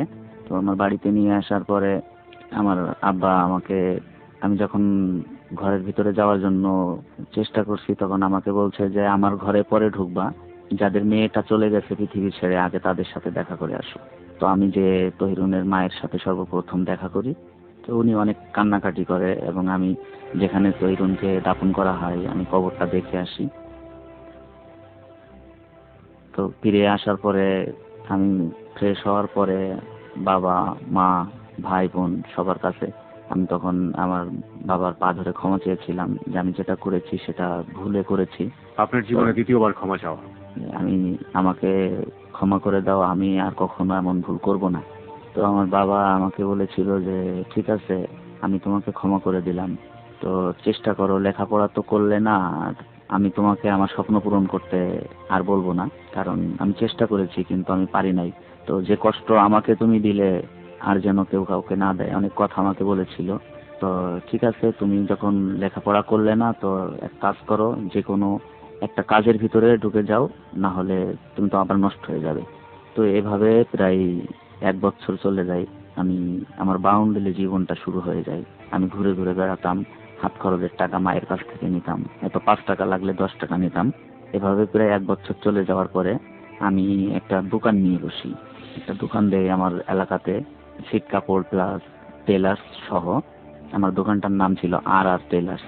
তো আমার বাবা আমাকে অল্প কিছু পুঁজি দেয় এখানে ব্যবসা করার জন্য, যে আপাতত শুরু করো, পরে তুমি আমি আরো টাকা দেবো, তুমি আস্তে আস্তে ব্যবসাটা বড় করো। তো এভাবে আমি কিছুদিন ব্যবসা করতে থাকি। ব্যবসাটা আমি খুব ভালোভাবে করতে পারছিলাম না, কারণ আমার বাবা তখন আমাকে বেশি পুঁজি দেয় নাই, যার কারণে মোটামুটি ভাবে চলতে থাকে আমার ব্যবসাটা। তো যেহেতু আমি বড় ভাইয়ের আগেই বিয়ে করে ফেলছিলাম, তো বাড়ি থেকে সিদ্ধান্ত নেয় যে আমার বড় ভাইয়ের বিয়ের জন্য। কিন্তু এই সময়টার ভিতরে পিছনের যে নেশাটা ছিল বরাবরই সেটা কাজ করতো। আমি আবার সেই খারাপ পথে যেতে শুরু করলাম। বন্ধু বান্ধবের পাল্লাই হোক আর নিজের ইচ্ছাই হোক, আমি বরাবরই সেই পথটা আবার বেছে নিলাম। বন্ধু বান্ধবের পাল্লায় মানে আপনি কি বোঝাচ্ছেন বন্ধু বান্ধবের পাল্লা বলতে? আমি বন্ধু বান্ধবের সাথে মিশতাম, অনেকে ছিল যারা খারাপ জায়গায় যাওয়া আসা করতো, তো তাদের সাথে আমিও মাঝে মাঝে যেতাম। পিছনের যে নেশাটা বরাবরই আমার ছিল মেয়েদের প্রতি, আবার সেই একই পথে চলে যেতে লাগলাম। তো এভাবে প্রায় 1 বছর পার হয়ে যায়। 2005 সাল আমার বড় ভাইয়ের বিয়ের জন্য পরিবার থেকে সিদ্ধান্ত নেয়। হঠাৎ করে একদিন দুপুরবেলা আমার বাবা আমাকে ডাক দিয়ে বলতেছে যে আমি একটা ঠিকানা দেব, তুমি এই ঠিকানা বরাবর একটা মেয়ে আছে, মেয়েটা একটু দেখে আসবে তোমার বড় ভাইয়ের জন্য। তো আমি আমার আর এক ফ্রেন্ডকে সাথে করে নিয়ে মেয়েটা দেখার উদ্দেশ্যে সেখানে যাই। যে বাড়ির ঠিকানাটা আমাকে দিয়েছিল সে বাড়িটায় আমার পূর্ব পরিচিত, মানে এই বাড়ির একটা ছেলে যে ছিল আমার ক্লাস ফ্রেন্ড, আর মেয়েটি ছিল ওর আপন খালাতো বোন। ওকে। তো মেয়েটি ওর খালার বাড়িতে বেড়াতে এসেছিল, তো এখান থেকে একজন মারফত সংবাদ পেয়ে আমার বাবা আমাকে দেখতে পাঠায় প্রথম। তো যেহেতু আমার ক্লাস ফ্রেন্ড আর আমি ওদের বাড়িতে অনেক আগে থেকেই আসা যাওয়া করতাম, তো আমি যে দেখে মেয়েটাকে দেখে আমার ভালো লাগে, তো আমি দেখে এসে বাবাকে জানালাম যে না, মেয়েটা দেখতে সুন্দর, ভালো আছে আর পরিবেশও ভালো আছে। তো আমার বাড়ি থেকে বলে যে ঠিক আছে, তাহলে গার্জিয়ান যারা আছে তারা যাবে। মানে আপনার বড় ভাইকে বিয়ে দেওয়ার যে অ্যারেঞ্জমেন্ট, মানে আপনাকে জি, জি। এক ধরনের ঘটক হিসেবেই সেখানে পাঠালো আর কি, জি, দেখে আসতে। আমাকে দেখার জন্য পাঠানো হয়েছে। তো আমি এসে বাবা মাকে বলার পরে কয়েকদিন পরে আমার বোন, আমার মা, আরো কয়েকজন মিলে সবাই মিলে ওই মেয়েটার খালার বাড়িতে যায় ওকে দেখতে। তো দেখে সবার ভালো লাগে। এক পর্যায়ে পাকা দেখা দেখি শেষ হয়ে যায় এবং বিয়ের জন্য সমস্ত প্রস্তুতি নেওয়া হয়। এমনকি আমার ভাইয়ের হাত থেকে আঙ্গুলের মাপ নিয়ে তার জন্য স্বর্ণের আংটিও তৈরি করা হয়। কিন্তু দুর্ভাগ্যবশত এত এগিয়ে যাওয়ার পরেও বিয়েটা হয়নি। কেন বিয়েটা হয়নি সেটা বুঝতে পারি নাই। কিন্তু আমার বাবাকে আমি একদিন জিজ্ঞাসা করেছিলাম যে কেন বিয়েটা হয়নি, তো সে শুধু আমাকে একটা উত্তর দিয়েছিল যে ওই পরিবারের সাথে যে সম্পর্ক তোমার বন্ধুর পরিবারের সাথে আমাদের ছিল বা তোমার ছিল, তাদের সাথে এই সম্পর্কটা আর কেউ কখনো রাখবা না বা তাদের বাড়িতেও কেউ যাবা না। এতটুকু বুঝেছি যে ওই পরিবারের প্রতি অনেক রাগ আমার বাবার। কিন্তু কেন বিয়েটা হয়নি এটা আমি আজও বুঝতে পারিনি, যে কেন বিয়েটা ভেঙে গিয়েছিল। কিন্তু বিয়েটা যে হয়নি, যে মেয়েটাকে দেখা হয়েছিল ওই মেয়ের বাবা মা ভাই বোনেরা কেউ জানতো না যে বিয়েটা ভেঙে গেছে। তারা জানতো যে আমাদের মেয়ের সাথে তাদের ছেলের বিয়ে হবে। তো বিয়েটা ভেঙে যাওয়ার সপ্তাহখানেক পরে অন্য জায়গায় মেয়ে দেখে আমার ভাইয়ের বিয়ের জন্য দিন ঠিক করা হয় এবং সেখানেই বিয়েটা হয়। তো বিয়েটা হওয়ার পরেও প্রথম যে মেয়েটা দেখা হয়েছিল মেয়েটার নাম পুতুল। তো পুতুলের সাথে যে বিয়ে ভেঙে গেছে এটা তারা কেউ জানতো না। তো আমার ভাইয়ের বিয়ে হয়ে যাওয়ার প্রায় 10 থেকে 12 দিন পরে মেয়েটি কিভাবে সংবাদ পায়, তো আমাকে মেয়েটি সংবাদ দেয় তার খালার বাড়িতে যাওয়ার জন্য, যে আপনি একটু আসেন, আপনার সাথে আমার কিছু কথা আছে। তো আমি সন্ধ্যাবেলা গিয়েছি তার খালার বাড়িতে। যাওয়ার পরে ঘরে বসে তার সাথে কথা বলতেছি, তো মেয়েটি শুধু আমাকে বারবার একটা প্রশ্নই করছে যে আমি গ্রামের একটা মেয়ে, আপনারা কি জানেন, আপনারা কি এতটুকু বুঝেন যে গ্রামের একটা মেয়ের বিয়ের সব পাকাপাকি হয়ে যাওয়ার পরে ভেঙে গেলে তার কতটুকু সম্মান নষ্ট হয়? তো আপনারা পরিবার থেকে কেন আমার এই ক্ষতিটা করলেন? তো এর জবাবটা আমাকে দিয়ে যাবেন আজকে।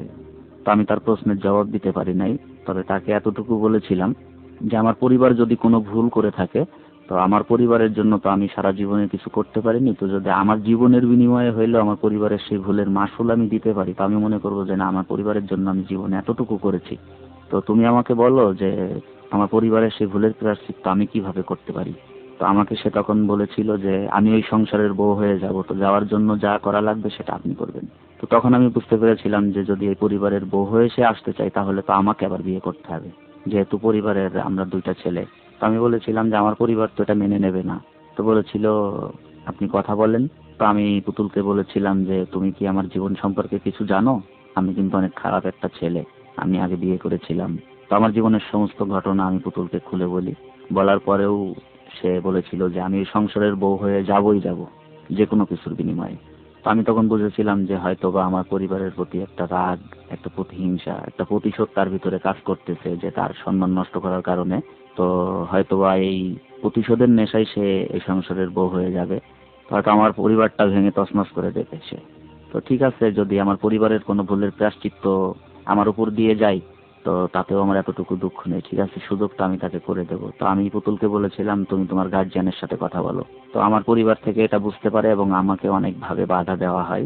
তো আমি পরিবারকে মিথ্যা কথা বলেছিলাম যে না আমি কিছু জানি না, কিছু করব না, তোমরা সবাই নিশ্চিন্ত থাকো। কিন্তু পুতুলের সাথে ঠিকই আমার একটা সম্পর্ক সৃষ্টি হয় যে আমি সিদ্ধান্ত নেই মন থেকে যে আমি পুতুলকে বিয়ে করব। তো পুতুলের পরিবারের সাথে পুতুল কথা বলার পরে তার গার্জিয়ান পক্ষ রাজি হয় এবং আমি 2005 সালের 19শে মার্চ বেলা 2টার দিকে সাতক্ষীরা ম্যাজিস্ট্রেট কোর্টে ম্যাজিস্ট্রেটকে সামনে রেখে অ্যাফিডেভিটের মাধ্যমে পুতুলকে বিয়ে করি। ওই পরিবার জানতো যে, প্রথমত মেয়েটা জানতো যে আপনার চারিত্রিক এই দুর্বলতাগুলো, এক। 2 নম্বর হচ্ছে ওই পরিবার জানতো যে কোনোভাবেই আপনি বিয়ে করলেও ওই পরিবারে সে যেতে পারবে না, কারণ পরিবার থেকে সেটা মেনে নেওয়া হবে না। তারপরেও সে আপনাকে বিয়ে করলো এবং সেই বিয়ে করাটা পুতুলের ফ্যামিলি সাপোর্টেই হলো, তাই তো? জি।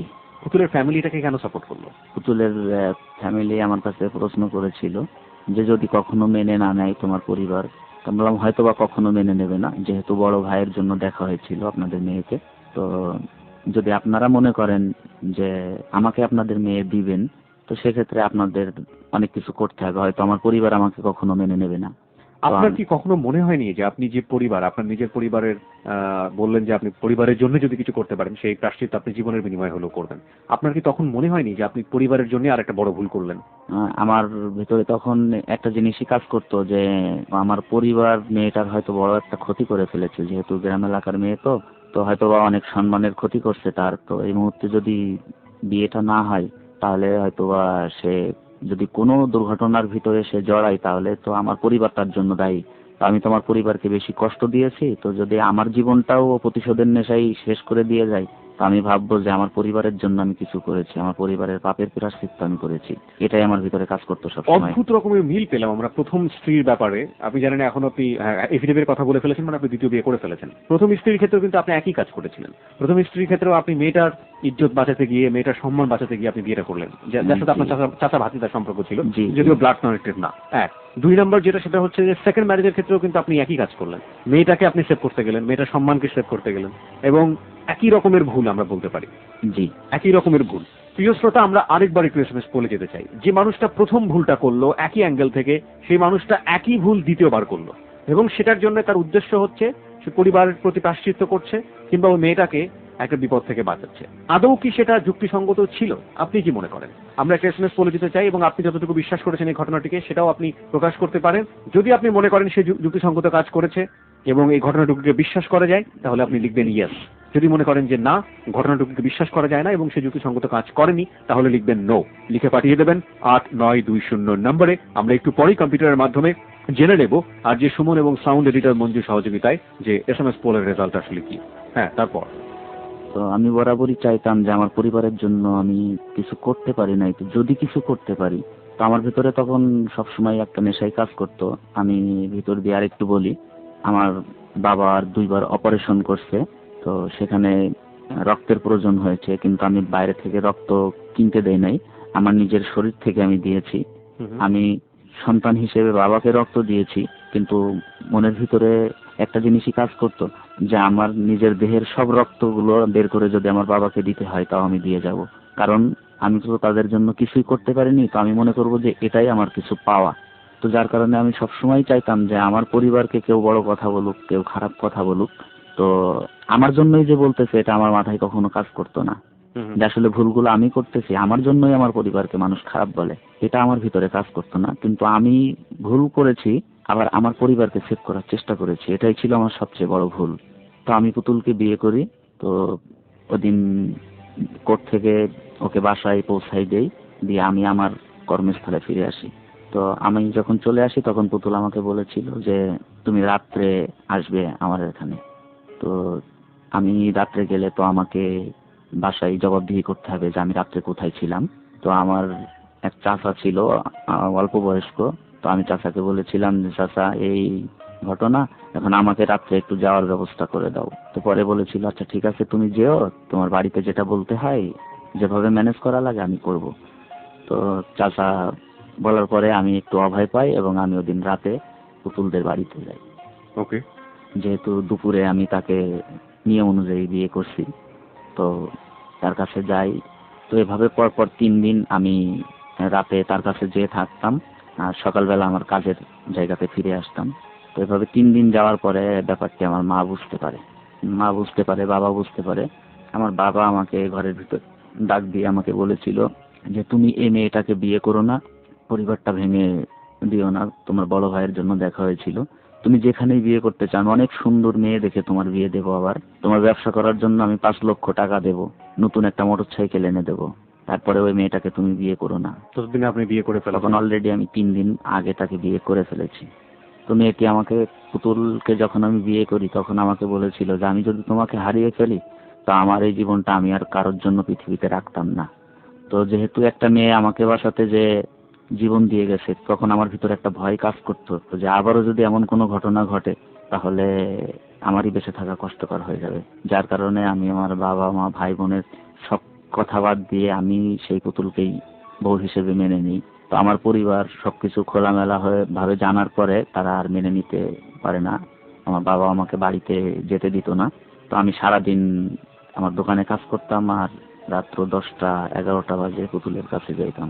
তো এভাবে আমি আমার দোকান থেকে পুতুলের বাপের বাড়ি পর্যন্ত প্রায় 20 কিলোমিটার রাস্তা আমি এভাবে আপ ডাউন করে ব্যবসাটা চালাইতাম। তো 11 মাস পরে পারিবারিকভাবে পুতুলকে সর্বপ্রথম বউ হিসেবে মেনে নিয়ে আমাদের বাড়িতে নিয়ে আসা হয়, আমার বিয়ের ঠিক 11 মাস পরে। ওকে প্রিয় শ্রোতা, আমরা এই অবস্থায় একটি SMS পোলের রেজাল্ট যেটা আমরা একটু আগে দিয়েছিলাম সেটা জেনে নিতে চাই। দেখা যাক SMS পোলের রেজাল্ট কি বলছে। কম্পিউটারের কাছে যাচ্ছি আমরা SMS পোলের রেজাল্টের জন্য। Yes, 40%. No, 55%. No comments, 5%. SMS পোলের রেজাল্ট চলে এসছে এবং আপনার এই কৃতকর্মকে সমর্থন করেনি হচ্ছে 55% মানুষ, অর্থাৎ নো বলেছে 55%। মানে প্রথম যে ভুলটা আপনি করলেন সেই ভুল আপনি দ্বিতীয়বার করলেন, এটা আপনাকে সবাই বলছে, অর্থাৎ নো, নো বলছে 55%, ইয়েস বলছে 40%। তার মানে আপনাকে সমর্থন করেছে এবং আপনাকে বিশ্বাস করছে হচ্ছে 40%, আর নো কমেন্টস করেছে হচ্ছে 5%। এই প্রথম আমরা জেবিএসবি অর্থাৎ যাহা বলিব সত্য বলিবতে একটি ডিফারেন্ট রেজাল্ট আমরা দেখলাম, যে লোকজন খুব সহজভাবে ব্যাপারটিকে, সেকেন্ড ম্যারেজটাকে সহজভাবে নিতে পারেনি এবং প্রশ্নবিদ্ধ করেছে তার অপ্রিয় সত্যগুলোকে। প্রিয় শ্রোতা, আপনাদের সবাইকে একটু অ্যাটেনশন করার জন্য বলছি, সেটা হচ্ছে আমরা বারবারই বলে থাকি যাহা বলিব সত্য বলিবতে যারা আসেন তাদেরকে প্রশ্নবিদ্ধ করা আমাদের কোনো উদ্দেশ্য নয়। তাদের যে কৃতকর্ম, তাদের যে অপ্রিয় সত্য, সেই সত্যগুলোর মুখোমুখি হয়ে আমরা যদি নিজেকে নিজে প্রশ্ন করতে পারি যে এরকম ভুল আমরা করব কিনা, তাহলেই কিন্তু আমাদের যাহা বলিব সত্য বলিবর সার্থকতা। আমরা আবারও ফিরে যেতে চাই সিল্লুরের কাছে। আপনি 11 মাস পরে আপনার স্ত্রীকে নিয়ে আপনার পরিবারে ফিরে আসলেন, তারপর পারিবারিকভাবে 11 মাস পরে পুতুলকে বউ হিসেবে মেনে নেয় এবং আমার বাড়িতে নিয়ে আসে। তো 11 মাস যে স্বামী হিসেবে তার কাছ থেকে যেটা আমি পেয়েছি, আমার বাড়িতে আসার পর থেকে সেটা আস্তে আস্তে কমতে থাকে। তার ব্যবহারটা আগের মতো থাকে না, তার চলাফেরা, তার কথাবার্তা দিন দিন পরিবর্তন হতে থাকে। তো আমি তখন আস্তে আস্তে বুঝতে পারি যে হয়তোবা সে এতদিন আমার সাথে যে ভালো ব্যবহার করেছে শুধুমাত্র আমার পরিবারে আসার জন্য। তো এখন যেহেতু আমার পরিবারে এসেছে, সে তার জায়গা যখন পেয়ে গেছে, এখন তো হয়তোবা সে তার ভিতরে যে জেদ এবং যে প্রতিশোধটা হয়তো কাজ করতো সেটা এখন সে শুরু করতেছে। তো তাকে আমি বুঝাইতাম যে আমার বাবা মার মন যদি তুমি জয় করতে পারো তাহলে সংসারে থেকে তুমি অনেক শান্তি পাবে, তুমি যা চাইবে তাই পাবে। তো সে কি শুরু করলো, আমাকে আমার বাবা মা ভাই বোনদের মন থেকে বের করে দেওয়ার চেষ্টা চালাতে থাকে বিভিন্নভাবে। সে আমার থেকে বাবা মার প্রতি একটা সন্দেহের সৃষ্টি করে, বরাবরই আমাকে সন্দেহ করতে থাকে এবং বিভিন্নভাবে সে আমাকে খারাপ বানানোর চেষ্টা করে। বাবা মার মন সে জয় করেছে, তবে আমি যেখানে ছিলাম সেখান থেকে আমাকে বের করে দিয়ে আমার সেই জায়গাটা তাকে দখল করে নিতে হয়েছে এবং সে সেটাই করছে। আমরা ঠিক বুঝতে পারিনি, একটু এক্সপ্লেইন করবেন ব্যাপারটা? আমি তাকে বরাবরই বলতাম যে আমার বাবা মা তো তোমাকে মেনে নিতে রাজি হয়নি, তো 11 মাস পরে মেনে নিয়েছে, হয়তো বা আত্মীয় স্বজনের চাপে হোক বা সামাজিক কারণে হোক। তো আমার বাবা মার মন যদি তুমি জয় করতে পারো, শ্বশুর শাশুড়িকে সেবা যত্ন করে যেভাবে জয় করা লাগে সেভাবে তুমি যদি করতে পারো, তাহলে আমার বাবা মার কাছ থেকে যা চাইবে তুমি তাই পাবে, তোমাকে সেইভাবেই দেখবে। কিন্তু তার ভিতরে একটা প্রতিশোধের নেশা বরাবরই কাজ করতো। এই যে আমার পরিবারের থেকে যে একটা কলঙ্ক তাকে দেওয়া হয়েছিল, তার বিয়েটা ভেঙে দেওয়া হয়েছিল, যার কারণে কম বেশি হেনস্থ হতে হয়েছে তাকে এলাকাতে। কি কলঙ্ক দেওয়া হয়েছিল তাকে? কলঙ্কটা বলতে এই যে বিয়ের দিনক্ষণ ঠিক করে বিয়েটা ভেঙে দিয়েছিল, তো এলাকার লোকজন সবাই সমালোচনা করতো ওকে যে মেয়েটি ভালো না। ওকে, মানে এক ধরনের কলঙ্ক আপনার সামাজিক ভাবে সে পেয়েছিল, সেটাই। জি জি। হ্যাঁ, তারপর? তো 11 মাস পরে যখন আমার সংসারে আসে তখন সেই নেশাটা তার ভিতরে কাজ করতো, কিন্তু এই যে 11 মাস আমি তার বাপের বাড়িতে যাওয়া আসা করতাম তখন সেগুলো করতো না, কারণ তার ভিতরে ভয় ছিল যে যদি আমি কোনো খারাপ ব্যবহার আমার স্বামীর সাথে করি তো আমাকে রেখে তো আর জায়গায় চলে যেতে পারে। আমার সংসারে আসার পর থেকে সে চিন্তা করতো যে আমি তো এখন আমার জায়গা পেয়ে গেছি, তো এখন স্বামী তো আর কোথাও যেতে পারবে না। আমার সেই জায়গাটা সে দখল করেছে, আমাকে আমার বাবা মা ভাই বোনদের কাছে আস্তে আস্তে খারাপ বানাতে শুরু করেছে ওকে। এবং আমাকে সন্দেহ করতে থাকে। আস্তে আস্তে আমার সংসারে অশান্তির সৃষ্টি হতে থাকে। তো যখন তার কাছ থেকে স্বামী হিসেবে অধিকার থেকে আমি বঞ্চিত হতে থাকি তখন আমি আবার আমার পিছনের সেই ফেলে আসা অন্ধকার পথে আবার চলে যেতে থাকি। আমি সেই পরকীয়া সম্পর্কে আবার জড়াই। পরকীয়া সম্পর্ক। জি জি। এই যে অ্যাডাল্টারি সম্পর্কে আপনি জড়ালেন, এটা কার সাথে ছিল? এটা ছিল চুয়াডাঙ্গা জেলার একটা হিন্দু মেয়ে, তার নাম অপর্ণা। তো মোবাইলের রং নাম্বারে তার সাথে আমার পরিচয় হয় এবং আমি তাকে সবকিছুই গোপন করেছিলাম যে আমি অবিবাহিত, যার কারণে সে আমাকে দেখে নাই, কিন্তু না দেখেই তার সাথে আমার একটা প্রেমের সম্পর্ক হয় এবং প্রায় 1 বছর এই প্রেমের সম্পর্কটা। আমি 24 ঘন্টার ভিতরে প্রায় 22 ঘন্টা তার সাথে কথা বলতাম ফোনে। তো এইভাবে ফোনে কথা বলতে যে আমার যে আর্থিক যে খরচটা হতো, যার কারণে এক পর্যায়ে আমি আমার ব্যবসাটাই নষ্ট করে ফেলেছি, কারণ ব্যবসা থেকে যে টাকাটা আসতো সেটা লাভের চেয়ে আমার ক্ষতিটাই বেশি হইতো, কারণ আমি 5 টাকা আয় করলে তো 10 টাকা ব্যয় করে ফেলতাম। কিসের ব্যবসা ছিল আপনার? যে আগে বলেছি আমি টেলার্স এবং ছিট কাপড়। ওটাই আপনি কন্টিনিউ করছেন? জি, ওটাই আমি কন্টিনিউ করতাম। তো আমার ব্যবসাটা আস্তে আস্তে নষ্ট হয়ে যেতে থাকে, তখন আমার পরিবারের কাছে আমি আরো বেশি খারাপ হয়ে যেতে থাকি। কিন্তু যদি আমি পুতুলের কাছ থেকে এই খারাপ ব্যবহারগুলো না পেতাম তাহলে হয়তো ওই পথটা আবার বেছে নিতাম না। কিন্তু বরাবরই আমি পুতুলকে বুঝাই, যখন বুঝতে চাই না তখন বাধ্য হয়ে আমি আবার সেই পথটাতে ফিরে যাই, কারণ আমি আগে বলেছি যে আমার যেন কিসের একটা অভাব তাড়িয়ে নিয়ে বেড়াই সারা জীবন। তো সেই অভাবটা পূরণ করার জন্য আমি আমার জীবনে যত ভুল করেছি শুধুমাত্র একটা জিনিসই পাওয়ার আশায়, সেটা হচ্ছে স্নেহ, মায়া, মমতা, প্রেম, ভালোবাসার এই অভাবটা পূরণ করার জন্য। আমি যা চেয়েছি আমি তা পাইনি, আর যা পেয়েছি তাতে সন্তুষ্ট হতে পারিনি। এজন্য আমার জীবনে প্রত্যেকবার এই একটা ভুলই আমি করেছি, এই অভাবটা পূরণ করার জন্য। তো আমার সংসারের কাছে তখন আমি আরো বেশি খারাপ হয়ে যেতে থাকি, আমার ব্যবসাটা আস্তে আস্তে নষ্ট হয়ে যেতে থাকে এবং আমি শারীরিকভাবে অনেক অসুস্থ হয়ে পড়ি। তো আমি শারীরিকভাবে অসুস্থ হয়ে পড়ার পরে আমি আমার ব্যবসাটা একবারেই নষ্ট হয়ে যায়। একাধারে 7 মাস আমার ব্যবসা প্রতিষ্ঠানটা বন্ধ ছিল। আমি শারীরিকভাবে অসুস্থ হয়ে যাই। ঢাকা ল্যাবেট ক্লিনিকে আসি ডাক্তার অধ্যাপক মানসুর হাবিবের সাথে যোগাযোগ করার জন্য আমার চিকিৎসার উদ্দেশ্যে। তো উনি আমাকে বলে যে আমার ব্রেন থেকে হার্টের আমার বাম পাশে যে আর্টারিও ভেন আছে, আমার আর্টারিও ভেনটা স্বাভাবিক যে অবস্থায় থাকার কথা সেটা থেকে হালকা একটু চিকন হয়ে গেছে, যার কারণে আমার চোখ দুটা লাল হয়, মাথা ব্যথা করে এবং বমি হয়। আমি যখনই খাই, খাওয়ার সাথে সাথে আমার বমি হয়। এখনো এই অবস্থায় আছি, প্রায় 7 বছর ধরে আমি অসুস্থতার ভিতরে। আমি এখনো নিয়মিত ঔষধ খাই। তো আমার ব্যবসা প্রতিষ্ঠানটা এভাবে বন্ধ হয়ে যায়। পরে আমার পরিবারের কাছ থেকে আমি আরো বেশি কষ্ট পেতে থাকি, আর যখনই পরিবারের কাছে বেশি কষ্ট পেতে থাকি যার কারণে আমার মানসিক অবস্থাটা ঠিক রাখার জন্য আমি এই অবৈধ সম্পর্কের সাথে জড়াই। এক ধরনের মেন্টাল রেস্ট আপনি যেটা বোঝাচ্ছেন, যে আপনি জি, কোথাও জি। তো শান্তি পান না, সুতরাং এই একটা জায়গায় যদি গিয়ে শান্তি পাওয়া যায়। আমি মোবাইল ফোনে বন্ধু বান্ধবীদের কাছ থেকে মোবাইল নাম্বারগুলো কালেক্ট করতাম এবং বিভিন্নভাবে তাদের সাথে কথা বলে তাদেরকে কনভার্ট করতাম, তাদের সাথে একটা অবৈধ সম্পর্ক সৃষ্টি করতাম শুধুমাত্র আমার মনটাকে ভালো রাখার জন্য। কিন্তু সেটা আমার জন্য সবচেয়ে বড় কাল হয়ে দাঁড়ায় আমার পরিবারের কাছে। তো অনেকের খুব কাছাকাছি গিয়েছি, আবার অনেককে এখনো পর্যন্ত দেখি নাই। By phone? By phone. হ্যাঁ, অপর্ণার কথা বলছিলেন আপনি। তো অপর্ণার কথা বলছিলাম, আমি অপর্ণার খুব কাছাকাছি গিয়েছি। আমি আমার এলাকা থেকে প্রায় 250 কিলোমিটার পথের ব্যবধান। তো আমি সেখানে গিয়েছি, তার সাথে দেখা করেছি এবং তাকে নিয়ে আমি একটা আবাসিক হোটেলে ছিলাম। আমি ফিরে আসার পরে অপর্ণার সাথে আমার এই সম্পর্কটা ভেঙে গেছে। তো আমি অনেকবার তার কাছে ভুল স্বীকার করার জন্য, তার কাছে ক্ষমা চাওয়ার জন্য আমি অনেকবার চেষ্টা করেছি, কিন্তু সে আমার সাথে কথা বলতে চায় না। অপর্ণা জি। কেন ভুল স্বীকার করতে চাইলেন? আসলে ভুল স্বীকার করতে চেয়েছি এই কারণে যে আমি তাকে মিথ্যা বলেছিলাম। সে কিভাবে বুঝলো যে আমি অবিবাহিত। তো সে বুঝেছে আমার এক ছোট ভাইয়ের কারণে। আমার যে ছোট ভাইটা আমার পাশে থাকতো, আমার দোকানে অধিকাংশ সময় দিত, ছেলেটার নাম রনি।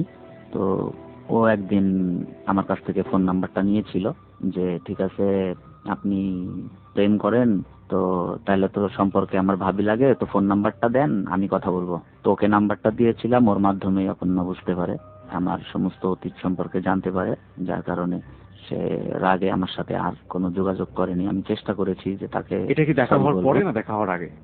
দেখা হওয়ার পরে। ওকে। অপর্ণা কি ম্যারিড ছিল? না, অপর্ণা আনম্যারিড ছিল। ওকে, তারপর? আর অপর্ণার পরিবার থেকেও বুঝতে পারে যেহেতু আমি মুসলমান ঘরের একটা ছেলে আর তার সে হিন্দু ধর্মের মেয়ে, তো ওর পরিবার থেকে বুঝতে পারে যে একটা মুসলমান ছেলের সাথে অপর্ণার সম্পর্ক আছে, তোকে পরিবার থেকে প্রেসার দিতে থাকে। তো অনেকগুলো কারণে আমার সাথে যোগাযোগটা বন্ধ হয়ে গেছে। আমি অনেক চেষ্টা করেছি অপর্ণাকে সরি বলার জন্য, কিন্তু আমি ফোন করলে সে যখনই বুঝতে পারে যে কণ্ঠটা আমার, তখনই সে ফোনটা কেটে দেয় বা অন্য কারোর হাতে দিয়ে দেয়, আমার সাথে সে কথা বলতে চায় না। অপর্ণার বাইরেও আমার পরিবার থেকে যতবারই আমি আমার পরিবারের কাছে, আমার দ্বিতীয় ওয়াইফ পুতুলের কাছ থেকে যতবারই আমি আঘাত পেয়েছি, ততবারই একটা করে ভুলের ভিতরে জড়িয়েছি। আমি তাকে বারবার বোঝানোর চেষ্টা করেছি যে তুমি আমাকে কষ্ট দিও না, আমাকে কষ্ট দিলে আমি কিন্তু আবারও সেই একই অন্যায় পথে চলে যাচ্ছি, কারণ আমার মানসিক অবস্থাটা ঠিক রাখার জন্য। তো আমি তাকে বারবার বোঝানোর পরেও সে আমাকে বুঝে নাই। কেন আপনাকে কষ্ট দিত? কেন আপনাকে কষ্ট দিত? আমার টু বি অনেস্ট আপনি বলুন কেন আপনাকে কষ্ট আমার দিত? আমার প্রতি তার একটা সন্দেহ ছিল যে আমি বরাবরই আগের মতো ছিলাম। আমার অতীত জীবনটা যেহেতু আমি বলেছি, তো বরাবরই হয়তো আমি তেমনই রয়ে গেছি, আমি কখনো হয়তো বা ভালো হওয়ার চেষ্টা করিনি। কিন্তু আমি তাকে বারবার বলেছি যে না, আমি এখন ভালো আছি। আর আমার পরিবার থেকে, যেমন আমি রাত্র 10টার পরে বাজার থেকে বাসায় গেলে আমার বাবা আমাকে প্রশ্ন করতো কোনো ভালো মানুষ কি এখন বাজারে থাকে, কিন্তু আমি তাদেরকে তখন হয়তো আমি বলে ফেলতাম যে তাহলে এখন যারা বাজারে আছে তারা কি কেউ ভালো মানুষ না? তো তখন আমার বাবা বলতো আমি যেটা বলেছি সেটা ঠিক, তোমার কাছ থেকে তো আমি শুনবো না। তো আমি চিন্তা করতাম যে এই সন্দেহগুলো আমি বাজারে থাকলে কোনো খারাপ সঙ্গে জড়াবো বা কোনো খারাপ জায়গাতে যাব বা জুয়া খেলবো, এমন কোনো ধরনের অন্যায় আমি কখনো করি নাই। আমি বরাবরই আমার বাবা মাকে বলতাম যে আমাকে তোমরা একটু আমার মতো চলতে দাও, তাহলে আমি ভালো থাকবো। কিন্তু তারা, আমি ছোটবেলা থেকে একটু জেদি ছিলাম, আমাকে যখন কেউ কোনো কাজ করতে নিষেধ করে তখন সেই কাজটা আমি বেশি করে করি। ওকে। তো যার কারণে বাবা মা ভাই বোনেরা যখন বলতো যে এই জায়গায় যেও না, ওইখানে ওই জায়গাটা ভালো না বা এই কাজটা করো না, তখন ওই জিনিসটার প্রতি আমার চাহিদাটা আরো বেশি বাড়তো যে ওইখানে যাবো, ওই কাজটাই করব, এখানে খারাপ কি আছে আমি দেখবো। তো আমি এরকম জেদি হওয়ার কারণেই তো ভুলগুলো বারবার করেছি। তো পুতুলের ভিতরে তখন একটা সন্দেহ কাজ করতো যে আমাকে বাদ দিয়ে মনে হয় আমার স্বামী অন্য কারোর সাথে সম্পর্ক আছে বা অন্য কাউকে নিয়ে থাকে ঘুরে ফিরে। তো আমি তাকে বারবার বুঝাইতাম যে না, তুমি আমার সাথে ভালো ব্যবহার করলে আমি কখনো সেগুলো করব না। তারপরেও তার ভিতরে একটা সন্দেহ সবসময় কাজ করতো, এবং যে সন্দেহটাকে সৃষ্টি করে আমার সাথে একটা দ্বন্দ্ব সৃষ্টি হতো, এবং সেই দ্বন্দ্বটা যে আমার পরিবারের সাথে যারা আছে আমার বাবা মা ভাই বোন তাদের সাথে বাঁধতো। নোট অন দ্যাট পয়েন্ট প্রিয় শ্রোতা। একটা ব্যাপার আমরা ক্লিয়ার হয়ে গেলাম ওর অপ্রিয় সত্য উদ্ঘাটনের ব্যাপারগুলো থেকে, সেটা হচ্ছে যে জিল্লুর তার জীবনের কোনো অতিথি পুতুলের কাছে গোপন করেনি, সবকিছু জেনে শুনে পুতুল তাকে বিয়ে করেছে। এবং পুতুল বিয়ে করার সময় জিল্লুর তাকে কথা দিয়েছিল যে আমি আর এ ধরনের কোনো অপরাধ করব না। প্রথম কথা হচ্ছে পুতুল এই জিনিসটি যদি বিশ্বাস করে নিয়ে তাকে বিয়ে করে থাকে তাহলে সেটা ছিল জীবনের চরম ভুল। কারণ একজন মানুষ যে মনে প্রাণে স্বীকার করছে আই এম অ্যাডিক্ট, আমি নেশাগ্রস্ত, এই একটা বিষয়ে পুতুল যদি সেভাবেই তাকে বিশ্বাস করে নিয়ে লাইফে নিয়ে আসতো যে যদি সে নেশাগ্রস্ত হয়েই থাকে তাহলে ধীরে ধীরে আমি তাকে ওই জায়গাটা থেকে সরিয়ে নিয়ে আসবো, তাহলে তাদের মধ্যে যে ডিলেমাটা, তাদের মধ্যে যে কনফিউশনটা, এই কনফিউশনটা তৈরি না হলেও পারতো। হয়তোবা ও যে সত্যগুলো বলছে সেই সত্য উদ্ঘাটনের কোনো একটি পর্যায়ে বিয়ে করার পরে কোনো একটি ঘটনার প্রেক্ষাপটে পুতুল তাকে সন্দেহ করেছে যে না, সে আবার পূর্বের লাইফে ফিরে গেছে কিংবা পূর্বের লাইফের কোনো একটি ঘটনার পুনরাবৃত্তি হচ্ছে। পুতুল সেই সময়টাতে যে অ্যাটিটিউড তার ভাষ্য অনুযায়ী তার সাথে করেছে সেটা করা কি আদৌ উচিত হয়েছে? কারণ পুতুল তো জানতো যে এই মানুষটি এরকম একটি পাস্ট তার রয়েছে, এরকম একটি অতীত তার রয়েছে, এবং সেটা থেকে রাতারাতি শিফট করা কোনোভাবেই সম্ভব নয়। তাহলে পুতুলের সেই সময়টাতে কি অ্যাটিটিউড তার প্রতি করা উচিত ছিল? প্রশ্ন স্বাভাবিকভাবেই চলে আসে। তারপর তো আমি বরাবরই পুতুলকে বুঝাইতাম যে তুমি আমার সাথে ভালো ব্যবহার করো, আমি যেভাবে চাই তুমি সেভাবে চলো, তাহলে দেখবা যে আমি এমনকি তাকে বলতাম যে বাইরে একটা সুন্দর মেয়ে দেখলে যদি তার দিকে আমার নজর যায়, তো আমার তো বাড়িতে বউ আছে, তো আমি তাকে তেমন সুন্দর করে যদি আমার বাড়িতে রাখি, সাজিয়ে গুছিয়ে রাখি, তাহলে আমি কেন বাইরেরটি দেখবো?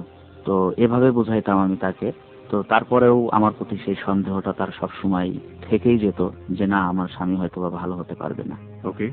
তো এমন এক পর্যায়ে 3 বছর যাওয়ার পরে তো পুতুলের সাথে সবচেয়ে বড় যে দ্বন্দ্বটি আমার বাধে, আমি ঢাকা মেডিকেল কলেজে যখন আসি আমার অসুস্থতার কারণে, তখন ঢাকা মেডিকেল কলেজের একটা টিম আমাকে বলেছিল যে আপনি ম্যারিড কিনা। তো আমি বলেছিলাম যে আমি ম্যারিড। তো আমাকে বলেছিল যে আপনার কি কোনো সন্তান আছে, আমি বলেছিলাম না।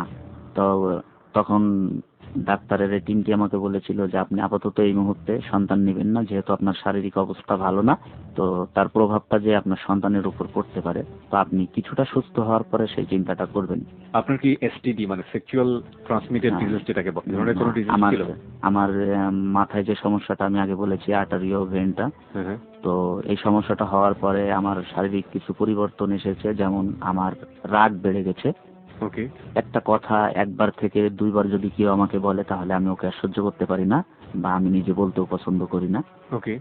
আর বিশেষ করে মাথায় সমস্যাটা হওয়ার পরে যখন আমার সেক্সুয়াল সাইডটা একটু মানে ইয়া করে, আপনার কি বলবো, উম, মানে প্রতিক্রিয়াটা সৃষ্টি হয়, আমার ব্রেনে চাপ দেয়, তখন আমি আরো বেশি অসুস্থ হয়ে যাই। যার কারণে ডাক্তাররা আমাকে বলতো যে আপনি আপাতত এই সমস্ত সাইড থেকে একটু সেভে চলবেন।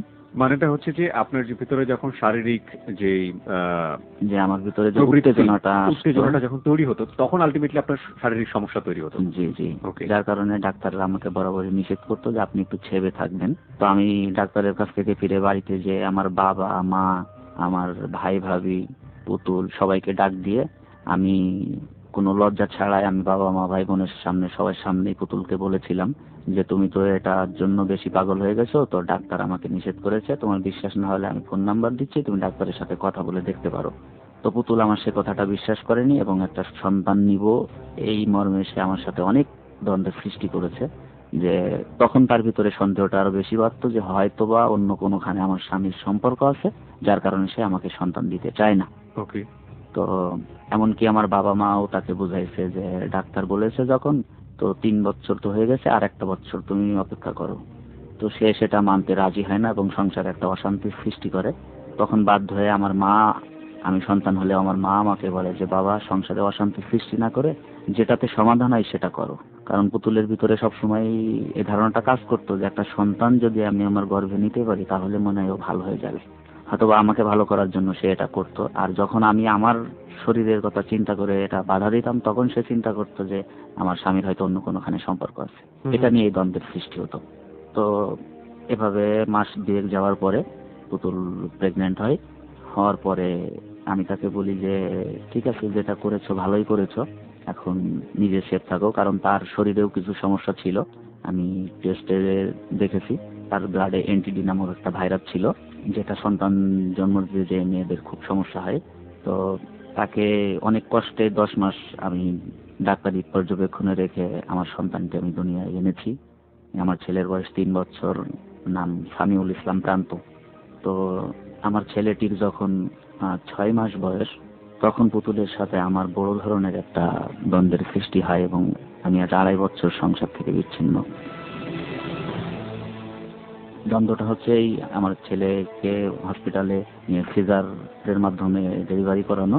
তো যেদিন সিজার করা হয়েছিল ওই দিনকে একই ক্লিনিকে আরেকটা মহিলার অপারেশন করা হয়েছিল, যে মহিলাকে আমার বাবা চিনতো। তো পরদিন যখন আমার ছেলেকে দেখার জন্য আমার বাবা গেছে, তো যাওয়ার পরে এই মহিলার বড় মেয়েটার সাথে তার দেখা হয়েছে। তো আমার বাবা সেই মেয়েটাকে ডেকে নিয়ে এসে আমার রুমে নিয়ে এসে আমার সাথে পরিচয় করে দিয়েছে এবং বলতেছে যে আমি এক সময় গল্প করতাম এই মহিলার কথা, উনি খুব অসহায়, ওনার স্বামী নাই, কোনো বড় ছেলে নাই, যদি এই ক্লিনিকে থাকা অবস্থায় কোনো কিছুর দরকার হয় তাহলে তুমি দেবা বা টাকা দিয়ে সাহায্য করতে হলেও করবা। তো আমি বললাম যে ঠিক আছে। তো পরদিনকে মহিলার বড় মেয়েটা দেখি খুব জোরে চিল্লাই চিল্লাই কাঁদতেছে। তো আমি গেছি, যে আমি বলতেছি কি হয়েছে, তুমি এভাবে কান্নাকাটি করো কেন? তো মেয়েটি তখন আমাকে বলতেছে যে ভাইয়া এক্ষুনি 1 ব্যাগ রক্তের প্রয়োজন আমার আম্মার জন্য, তো 1 ব্যাগ রক্ত এই মুহূর্তে কেনার সামর্থ্য আমার নাই। তো আমি বললাম যে রক্তের গ্রুপ কি, তো বলছে এ পজিটিভ। ওকে, প্রিয় শ্রোতা, আপনাদের সবাইকে আরো একবার মনে করিয়ে দিচ্ছি, আপনারা সবাই শুনছেন যাহা বলিব সত্য বলিব, অর্থাৎ JBSB। আপনারা যদি আজকে জিল্লুরের মতো এই সত্যের আসনে বসে নিজের জীবনের ভুল কিংবা অপরাধগুলো স্বীকার করতে চান, তাহলে আসতে পারেন আমাদের এই অনুষ্ঠানে। আমাদের অনুষ্ঠানে আসার নিয়মটি হচ্ছে, আপনার সেলফোনের টেক্সটে আপনি লিখবেন JBSB, অর্থাৎ যাহা বলিব সত্য বলিব সংক্ষিপ্ত রূপ, JBSB space confess, CONFESS, confess space আপনার নাম, এরপর পাঠিয়ে দেবেন 8920 নম্বরে। হ্যাঁ জিল্লুর, তারপর? তো আমি মেয়েটিকে বললাম যে তুমি একটা ব্লাড ব্যাগ কিনে নিয়ে আসো, আমার ব্লাড গ্রুপে পজিটিভ, আমি এক ব্যাগ রক্ত দিয়ে দিচ্ছি। তো মেয়েটি একটা ব্লাড ব্যাগ নিয়ে আসে এবং আমি এক ব্যাগ রক্ত দিই তার মাকে। তো রক্ত দেওয়ার কারণে আমার ওয়াইফ, আমার আম্মা আমার উপরে রাগারাগি করছে যে তুমি অসুস্থ, রক্ত দিতে গেলা কেন, যদি প্রয়োজন হতো 500 টাকা দিয়ে সহযোগিতা করতা। তো আমি বললাম যে না, রক্ত দিয়েছি, তাতে কোনো সমস্যা নাই, আমি স্বাভাবিক আছি। তো তারা একটু অসন্তুষ্ট আমার পরে যে কেন আমি রক্ত দিলাম। তো এই রক্ত দেওয়ার সূত্রে, যেহেতু আমি রক্ত দিয়ে তাকে সহযোগিতা করছি, তো মেয়েটি মাঝে মাঝে আমার কাছে ফোন দিত আমি কেমন আছি, আমার ছেলে কেমন আছে এটা জানার জন্য। কিন্তু আমার পরিবারের সবাই চিন্তা করতো যে হয়তো বা এই মেয়েটির সাথেও আমার অবৈধ একটা সম্পর্ক সৃষ্টি হয়ে গেছে। ওকে, প্রিয় শ্রোতা, আমরা আরেকটি SMS পোলের মুখোমুখি করতে চাই আপনাদেরকে। আপনি কি মনে করেন না যে যে পুতুল তার হাজবেন্ডকে এই যে রক্ত, এক ব্যাগ রক্ত দেওয়ার কারণে সন্দেহ করছে, সেটা সন্দেহ করা যুক্তিযুক্ত ছিল? কারণ সে তো তার হাজবেন্ডের পাস্ট সম্পর্কে জানতো। এই অবস্থায় একজন সহধর্মিণী হিসেবে তার কি তার হাজবেন্ডকে সন্দেহ করাটা যুক্তিযুক্ত ছিল নাকি ছিল না? যদি আপনি মনে করেন যে এই সন্দেহ করাটা যুক্তিযুক্ত ছিল, তাহলে আপনি লিখবেন ইয়েস। যদি আপনি মনে করেন যে না, সহধর্মিণী হিসেবে তার এই সন্দেহ করাটা, একজন মানুষকে বিপদে গিয়ে সাহায্য করাটা, এটা সন্দেহ করাটা একেবারেই উচিত হয়নি, যুক্তিযুক্ত হয়নি, তাহলে আপনি লিখবেন নো। লিখুন, লিখে পাঠিয়ে দিন 8920 নম্বরে। একটু পরেই আমরা SMS পোলের রেজাল্ট জানিয়ে দেব। কাজ করছে সুমন এবং মঞ্জু। হ্যাঁ, তারপর? তো সবাই সন্দেহ করতো যে হয়তো বা মেয়েটির সাথে আমার একটা অবৈধ সম্পর্ক সৃষ্টি হয়েছে, কেন সে আমার কাছে ফোন দেয়। তো আমি সবাইকে বুঝাইতাম যে আমি এক ব্যাগ রক্ত দিয়ে তার মায়ের জীবনটা বাঁচাইলাম। তো সেই হিসেবে সে মাঝে মাঝে ফোন দিয়ে আমি কেমন আছি, আমার ছেলে কেমন আছে এটা জানতে চাই। তো এটা তো কোনো অন্যায় না, এটা তো কোনো ভুল না। তো তারপরেও তারা সেটা মানতে চাইতো না যে কেন সে ফোন দেবে। তো এটা নিয়ে আমার ছেলের যখন 6 মাস বয়স, তখন পুতুলের সাথে পারিবারিকভাবে বড় একটা অশান্তির ভিতরে জড়িয়ে যায় এবং পুতুলের সাথে এমনকি কথা পর্যন্ত বন্ধ থাকে। আমার সাথে ঠিক মতো কথা বলে না। আমি রুমের ভিতরে গেলে, বাজার থেকে যখন বাসায় যায়, তখন আমার সাথে খুব খারাপ ব্যবহার করে। এটা নিয়েই আমি চিন্তা করলাম যে মনে হয় আমার দরকার পুতুলের জীবনে আর নাই। তো যার কারণে এই খারাপ ব্যবহারটা সে শুরু করেছে। তো আমার যখন আর কোনো প্রয়োজন নাই, ওর চাওয়ার ছিল একটা সন্তান তো পেয়েছে, তো ঠিক আছে, আমি না হয় সবার মাঝ থেকে আলাদা হয়ে যাই। তো এরকম একটা জিদ নিয়ে আমার ব্যবসা প্রতিষ্ঠানটা ফেলে আমি ঢাকার উদ্দেশ্যে চলে আসি। তো ঢাকায় আমার আপনজন কেউ ছিল না বা পরিচিত কেউ ছিল না। তো আমি গাজীপুরের উদ্দেশ্যে যাওয়ার জন্য আমি নবীনগর বাস টার্মিনালে নামি ভোরবেলা। তো ওখানে নামার পরে আমি একটা বিপদের মুখোমুখি পড়ে যাই। আমি অজ্ঞান পার্টির কবলে পড়ি এবং তারা, অজ্ঞান পার্টির একজন সদস্য আমাকে ক্লোরোফর্ম করে ওখান থেকে, নবীনগর বাস টার্মিনাল থেকে। তো ক্লোরোফর্ম গ্যাস মারার সাথে সাথেই আমি আফ করতে পারি। আমার কণ্ঠনালীর ভিতরে যখন চুলকায়, তখন আমি প্রাথমিকভাবে 1 লিটার পানি খেয়ে আমার মুখের ভিতরে আঙুল ঢুকিয়ে দিয়ে বমি করেছিলাম যে আমি যেন গাজীপুর পৌঁছানোর আগে অজ্ঞান না হই। তো আমি একটা ট্যাক্সি ক্যাব নিয়ে ভোরবেলা তখন ট্যাক্সি ক্যাব চালককে বলেছিলাম যে এই ঘটনা, আমাকে একটু দ্রুত যে পথে যাওয়া যায় পথে গাজীপুরে পৌঁছাই দেন। তো গাজীপুরে হারিকেন নামে যে জায়গাটা আছে, এখানে থিয়েটারের সামনে আমাকে নামিয়ে দেয় এবং আমারই ভুলের কারণে আমি আবার অজ্ঞান হয়ে পড়ি। আমি একটা চা খেয়েছিলাম, তো চা খাওয়ার সাথে সাথে আমি অজ্ঞান হয়ে যাই এবং থিয়েটারের 4 জন সিকিউরিটি আমাকে সুস্থ করে। কিন্তু আফসোস, আমার পকেটে নগদ 16,000 টাকা ছিল। এমসের একজন সিকিউরিটি, আমি পরে জানতে পেরেছি, আমার টাকাটা সে বের করে নেয়। আপনি চা খাওয়ার সাথে সাথে আপনি সেন্সলেস হয়ে গেলেন। যার সাথে সম্পর্ক এটার? যার সাথে সম্পর্ক এটার, যেহেতু আমার জানা মতে ক্লোরোফর্ম গ্যাসটা তো এক ধরনের ড্রাগস। তো চায়ে চিনি আছে, তো মিষ্টি আর ড্রাগস এর সাথে একটা বিপরীত সম্পর্ক আছে। আপনার ড্রাগস বেশি ধরা করে শরীরের সাথে যদি তার সাথে মিষ্টি মিক্সড হয়ে যায়। ওকে, প্রিয় শ্রোতা, আমাদের হাতে SMS পোলের রেজাল্ট চলে এসেছে। চলুন দেখা যাক কম্পিউটার কি বলছে, কত শতাংশ লোক ওই আচরণটাকে, যে আচরণটি সে নাসিমার সঙ্গে করলো, সেই নাসিমার সাথে সে আচরণটিকে কত শতাংশ লোক যুক্তিযুক্ত মনে করেছে, এবং একই সাথে তার যে স্ত্রী তাকে যে সন্দেহ করা শুরু করলো নাসিমার সাথে এমন আচরণ করাকে, সেই আচরণটাকেও যুক্তিযুক্ত মনে করেছে কত শতাংশ মানুষ, এবং কত শতাংশ মানুষ এই ব্যাপারটাকে যুক্তিযুক্ত মনে করেনি, সেটা আমরা এখন জানবো। Yes, 52%. No, 40%. No comments, 8%. Computer result আমরা পেয়ে গিয়েছি। রেজাল্ট একেবারে টাইটাই বলা যেতে পারে। ইয়েস বলছে 52%, অর্থাৎ যুক্তিযুক্ত আচরণ মনে করছে 52%, অর্থাৎ সে যে ব্ল্যাকটা দিয়েছিল এবং নাসিমার সাথে তার যে সাধারণ একটা সম্পর্ক ছিল সেটাকে যুক্তিযুক্ত মনে করছে 52%, এবং নো বলছে 40%। নো বলছে 40%, অর্থাৎ 40% মানুষ মনে করছে এই আচরণটি যুক্তিযুক্ত ছিল না, কারণ সে টাকা দিয়ে দিলেই পারতো, নিজের শরীর থেকে ব্লাড দেওয়ার কোনো প্রয়োজন ছিল না। নো কমেন্টস বলেছে 8%। প্রিয় শ্রোতা, বিরতির ঘন্টা বেজে গেছে। আমরা গল্পের এই জায়গাটা থেকে আবারও ফিরবো বিরতির পর। তবে তার আগে বলতে চাই, জিল্লুরের মতো আপনিও আমাদের এখানে এসে আপনার জীবনের চরম অপ্রিয় সত্য কথাগুলো প্রকাশ করতে পারেন, এবং একই সাথে বলতে পারেন যে এই যে অপরাধগুলো, বা এই যে আমরা বলতে পারি যে জীবনের ভুলগুলো, সেই ভুলগুলোর কারণে আপনাকে জীবনে কতটা পস্তাতে হয়েছে, বিবেক আপনাকে প্রতি মুহূর্তে কতটা দংশনে দংশিত করছে। আপনি আমাদের কাছে অকপটে স্বীকার করতে পারেন। চাইলে আপনি আপনার নাম গোপন রাখতে পারেন, ছদ্মনামেও প্রকাশ করতে পারেন। আমাদের এখানে আসার জন্য নিয়ম হচ্ছে, আপনি সেলফোনে গিয়ে আমাদের অনুষ্ঠানের সংক্ষিপ্ত কোড JBSB লিখে স্পেস দিয়ে আপনার নাম লিখে পাঠিয়ে দেবেন 8920 নম্বরে। আমাদের টিম মেম্বার যারা রয়েছে তারা আপনার সঙ্গে ফোনে যোগাযোগ করবে। প্রিয় শ্রোতা, আরেকটি বিষয় আপনাকে বলতে চাই, আমাদের অনুষ্ঠান চলাকালীন ফেসবুকে আমরা আপনাদের প্রতিক্রিয়া নিয়ে থাকি। আপনারা চলে আসতে পারেন। জিল্লুরের একটা ছবি আমাদের ফেসবুকে দিয়ে দেওয়া হয়েছে। জিল্লুরকে দেখতে চাইলে আমাদের ফেসবুকের ঠিকানা www.facebook.com/ABC Radio FM 89.2। আমি আবারও বলছি, www.facebook.com/ABC Radio FM 89.2। ওখানে গিয়ে লাইক দেওয়ার সঙ্গে সঙ্গে আপনি যাহা বলিব সত্য বলিবর মেম্বার হয়ে যাবেন। সংবাদের পরেই ফিরছি, মাত্র 3 থেকে 4 মিনিটের বিরতি। আমাদের সাথেই থাকবেন।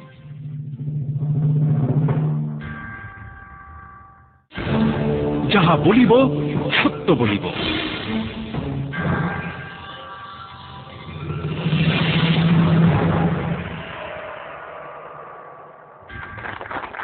প্রিয় শ্রোতা, সংবাদের বিরতির পর আমরা ফিরে এসেছি যাহা বলিব সত্য বলিবতে। যাহা বলিব সত্য বলিব জিল্লুরের অপ্রিয় সত্য নিয়ে এই মুহূর্তে কোথায় দাঁড়িয়ে আছে তা আপনারা নিশ্চয়ই অনুমান করতে পারেন। আমাদের এই সত্য, অপ্রিয় সত্য একেবারে শেষের দিকে, এবং শেষের দিকটা আমরা চাইব জিল্লুরের সাথে সম্পর্কিত যেসব মানুষজন, জিল্লুরের রক্তের সাথে সম্পর্কিত মানুষজন, তাদের কথা এবং তাদেরকে অনুষ্ঠানে সংযোগ করবার জন্য। প্রিয় শ্রোতা, আপনাদেরকে আবারও বলছি, যাহা বলিব সত্য বলিব এমন একটি প্ল্যাটফর্ম যেখানে এসে আপনি আপনার জীবনের অপ্রিয় সত্যগুলো বলতে পারেন। আপনি বলতে পারেন এই অপ্রিয় সত্যগুলোর জন্য আপনাকে জীবনে কতটা পস্তাতে হয়েছে, কতটা নির্মম বাস্তবতার মুখোমুখি আপনাকে হতে হয়েছে। একই সাথে বলতে পারেন কি কারণে আপনার জীবনে অপ্রিয় সত্যগুলো ঘটে গেছে। আমরা এই অপ্রিয় সত্যগুলো প্রকাশ করতে চাই এই অর্থে যে আপনার মতো অপ্রিয় সত্যের মুখোমুখি আর কেউ কখনো না হোক। যারা অপরাধ করছে, যারা ভুল করছেন, তারা জেনে নিক যে এরকম অপ্রিয় সত্য, এরকম ভুল করলে জীবনে কি ধরনের পরিণতি হতে পারে। আমরা আপনাকে আসার জন্য বেশ কয়েকটি পদ্ধতির কথা বলেছি। আপনি চাইলে ফেসবুকের মাধ্যমে আমাদের এখানে যোগাযোগ করতে পারেন, আপনি চাইলে আমাদেরকে মেইল করতে পারেন, আপনি চাইলে সবচেয়ে বেস্ট পদ্ধতি সেটা হচ্ছে টেক্সট করতে পারেন। আমাদের এখানে টেক্সট করবার জন্য নিয়ম হচ্ছে, আপনি যদি আসতে চান তাহলে লিখবেন JBSB। আবারও বলছি, JBSB, যেটা হচ্ছে যাহা বলিব সত্য বলিবর সংক্ষিপ্ত কোড, স্পেস আপনার নাম, এরপর পাঠিয়ে দেবেন 8920 নম্বরে। আপনি যদি ফেসবুকের মাধ্যমে আসতে চান, একটু আগে আমাদের ফেসবুকের ঠিকানা বলেছি, www.facebook.com/ABC Radio FM 89.2। আমি আবারও বলছি, www.facebook.com/ABC Radio FM 89.2। ওখানে গিয়ে লাইক দেবার সঙ্গে সঙ্গে আপনি আমাদের যাহা বলিব সত্য বলিবর মেম্বার হয়ে যাবেন, এবং ওখান থেকে যাহা বলিব সত্য বলিবর সমস্ত পুরনো অনুষ্ঠান আপনি ডাউনলোড করতে পারবেন। হ্যাঁ, আমরা আবারও ফিরতে চাই জিল্লুরের কাছে। ওকে জিল্লুর, তারপরে আপনার বাকি গল্প ফিরে আসে। আমি প্রায় 3 ঘন্টা পরে আমার হালকা জ্ঞান ফেরার পরে আমাকে জিজ্ঞাসা করে যে গাজীপুরে আপনার পরিচিত কেউ আছে কিনা। তো আমি একটা নাম্বার বের করে দিয়েছিলাম, মানে চোখে আমি তখন ভালো পরিষ্কার দেখতে পাচ্ছি না, তবে সেই অবস্থায় একটা নাম্বার বের করে দিয়েছিলাম, যেই নাম্বারে ফোন দিয়ে বললে হয়তো আমার নাম্বারটা দেখলে চিনতে পারবে। তো আমাকে যার নাম্বার দিয়েছিলাম সে আমাকে হারিকেন ফ্যাক্টরি থেকে আমাকে ওদের কাছ থেকে নিয়ে যায়, এবং আমি 3 দিন তার বাসায় থাকার পরে 3 দিন পরে আমি সুস্থ হই, স্বাভাবিকভাবে ফিরে আসি। তো আমি গাজীপুরে আজ 2.5 বছর। তো আমি আমার পরিবারের সাথে যোগাযোগ খুব কম হয়, আমার মায়ের সাথে মাঝে মাঝে কথা বলি। আমার স্ত্রী পুতুলের সাথে আমার হয়তো তার পাশাপাশি আমি নাই, কিন্তু সে নিয়ম মোতাবেক আজও আমার স্ত্রী আছে। তো আজ 2.5 বছরের ভিতরে তার সাথে আমার 3 দিন কথা হয়েছে। আমার আম্মার সাথে মাঝে মাঝে কথা বলি আমি। আমি আমার বাবার কাছে ক্ষমা চাওয়ার জন্য, আমি আগে যে জীবনটা বেছে নিয়েছিলাম, আমি গাজীপুরে আসার পর থেকে সেই জীবনটার সম্পূর্ণ উল্টা দিকে চলি। আমি আজকে এবিসি রেডিওতে আমার আসার একমাত্র উদ্দেশ্য আমার বাবার কাছে ক্ষমা চাওয়া, কারণ এখান থেকে 2.5 বছর আগে যে জিল্লুর ছিল আজকে জিল্লুরের ভিতরে অনেক তফাৎ। তাই আমি তাকে বোঝানোর জন্য আমি 2 বছর আগে আমার বাড়িতে একদিন গিয়েছিলাম, কিন্তু আমার বাবা আমাকে বাড়ির ভিতরে ঢুকতে দেয় নাই। আমি তার হাতটা ধরেছিলাম, কিন্তু সে হাতটা ছাড়িয়ে নিয়েছিল, আমাকে কোনো কথা বলার সুযোগ দেয় নাই। এমনকি আমার সন্তানটাকে আমাকে দেখতে না দেওয়ার জন্য পুতুল ছিল সেখানে, আমার সামনে সে বলেছিল যে যদি স্বামী চাও তাহলে স্বামীর সাথে এখন হাত ধরে বেরোয় যাও, আর যদি স্বামী না চাও তাহলে তাকে ঘরে ঢুকতে দেবা না, এমনকি তার সন্তানটাকে তাকে দেখতে দেবা না। আমি অনেক কষ্টে 3 দিন পরে আমার সন্তানটাকে গোপনে দেখে আবার ফিরে আসি। তো আমি আমার গল্পটা আর সামনে নিয়ে যেতে চাই না। আমার এখানে আসার উদ্দেশ্য হচ্ছে আমার বড় ভাই আছে, আমার ভাই আর বাবার কাছে ক্ষমা চাওয়ার জন্য, ভুল স্বীকার করার জন্য। আমি আমার জীবনটাকে পরিবর্তন করার চেষ্টা করেছি এবং করতেছি। এই যে 2.5 বছর আপনি পরিবার থেকে দূরে আছেন, গাজীপুরে আছেন, আপনি পরিবারের প্রতি কি দায়িত্ব পালন করেছেন এই 2.5 বছরে? আমি পরিবারের প্রতি 2.5 বছরে কোনো দায়িত্বই পালন করিনি, এমনকি বাবা হিসেবে সন্তানের জন্য যা করণীয় তাও আমি করিনি। আমি 2 বছর আগে যখন বাড়িতে গিয়েছিলাম, আমার বাবা যখন আমাকে বাড়িতে ঢুকতে দেয় নাই, আমি সবসময় বলতাম যে কেন অন্যায় করেছি, আমি কেন ভুল করেছি, এই কেনর উত্তরটা যদি কখনো খুঁজে বের তোমরা নিজেরা চিন্তা করে দেখো, কেনর উত্তরটা তোমাদের কাছে আছে কিনা। যদি থাকে তাহলে হয়তো বা বুঝতে পারবে যে আমি কেন ভুল করেছি। আমি আরেকটা কথাই বলবো, যে আমার যে আফসোসটা ছিল যে আমার জন্য কিসের একটা অভাব, আমি আমার ভাই বোন বাবা মা কারোর কাছে বড় হইতে চাই নাই। আমার কেন জানি মনে হয়েছে যে আমি আমার মায়ের বুকের মধ্যে কেন যেতে পারি না, ভাই বোনেরা কেন আমার মাথায় স্নেহ মায়া মমতা সেই হাতটা দেয় না। আমি কি অনেক বড় হয়ে গিয়েছিলাম তাদের কাছে? আমি স্বাভাবিক সুন্দর একটা জীবন চেয়েছিলাম তাদের কাছে, একটু স্বাধীনতা চেয়েছিলাম, কিন্তু তারা বরাবরই আমাকে যত বাধা দিয়ে কন্ট্রোল করার চেষ্টা করেছে আমি ততবারই অন্যায় করেছি, ততবারই ভুল করেছি। আগে বলেছি আমি অনেক জেদি ছিলাম, আর আমি অসুস্থ হওয়ার পর থেকে এখন আরো বেশি জেদি হয়ে গেছি, কারণ এটা আমার শারীরিক সমস্যা। আমার চিকিৎসকরা আমাকে বলে যে আপনি খোলা মন মানসিকতায় থাকবেন, হাসি খুশি থাকবেন, তাহলে আপনি হয়তো সুস্থ হতে পারবেন। তা না হলে হয়তো এভাবে হঠাৎ করে একদিন দেখবেন যে স্ট্রোকের মতো হয়ে গেছে, আপনি বড় আকারের একটা ক্ষতি আপনার হয়ে যাবে। তো আজকে এবিসি রেডিওতে আমি আসছি একটা কারণে, আমার বাবাকে যে কথাগুলো আমি তাকে পাশাপাশি থেকে বোঝাতে পারি নাই, এখন যেহেতু আমি লাখো জনতার সামনে এসে কথাগুলো বললাম, এখন হয়তো বা সে বিশ্বাস করবে যে না, আমার ছেলে যেটা বলতে চেয়েছিল আমাকে সেটা সত্য, কারণ লাখো জনতার সামনে আমি মিথ্যা কথা বলতে আসি নাই। তো অন্তত এতটুকু বিশ্বাস করবে সে যে না, আমার ছেলে যে কথাগুলো বলেছে সেগুলো সত্য। ওকে, স্বভাবতই প্রিয় শ্রোতা বুঝতে পারছেন যে জেবিএসবি টিম এই মুহূর্তে মুখোমুখি হবে আমাদের জিল্লুরের বাবার, এবং তিনি পুরো গল্পটুকু শুনেছেন। তিনি আসলে কি বলেন, তিনি আদৌ সন্তানকে মাফ করবেন কিনা সেই বিষয়টি আমরা এখন জানবো। টিম মেম্বার যারা রয়েছেন সুমন এবং মঞ্জু, তারা চেষ্টা করছে জিল্লুরের বাবাকে ফোনে কানেক্ট করবার জন্য। দেখা যাক কি হয়। আমরা এই ফাঁকে জিল্লুরকে আরো বেশ কয়েকটি প্রশ্নের মুখোমুখি করতে চাই। জিল্লুর, আমাকে বলেন এই 2.5 বছরে আপনি কি কি ধরনের অপরাধ করেছেন? আমি গাজীপুরে আসার পর থেকে 2.5 বছরে বড় ধরনের কোনো অপরাধ করি নাই। আপনি নারী সঙ্গের কাছে গেছেন? আমি নারী সঙ্গের কাছে গিয়েছি, মানে ক্ষণেকের জন্য। এই সঙ্গগুলো ব্যাপারটা কি আপনি কোনো পতিতালয়ে যেতেন, নাকি আপনি এইভাবেই মেয়েদেরকে বিভিন্নভাবে ম্যানেজ করে তাদের সাথে শারীরিক সম্পর্কে জড়ান? না, শারীরিকভাবে সম্পর্ক করে কারোর সাথে জড়িত না, এটা অন্যভাবে আমি আমার চাহিদাটা পূরণ করেছি। কিভাবে আপনি চাহিদা পূরণ করেছেন? আপনার যারা এই প্রস্টিটিউট তাদের কাছে গিয়েছেন আপনি? জি।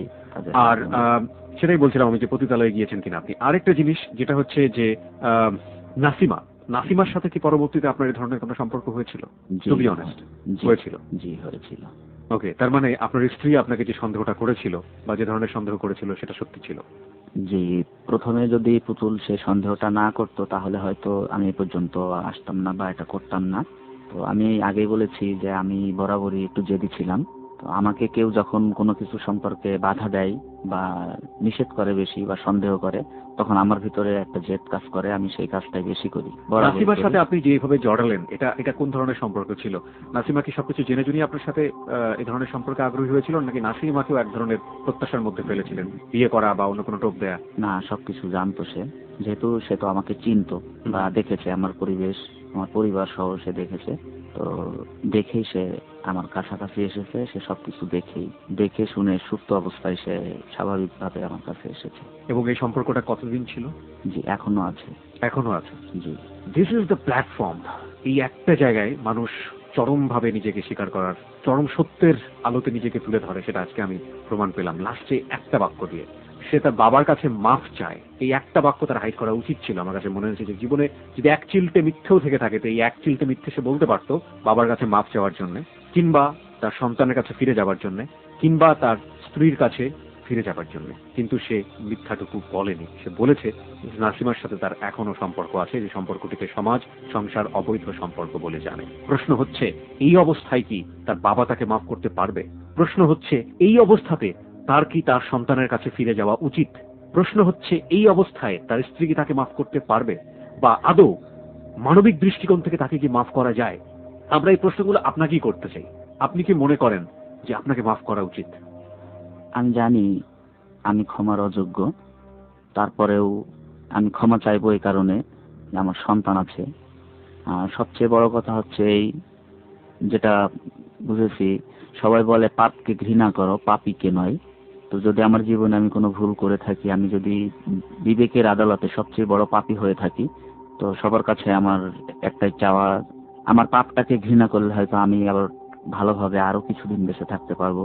আমি শারীরিকভাবে অসুস্থ, তো যার কারণে আমি বরাবরই চেয়েছি আমার জান্নাতটাকে কিনতে।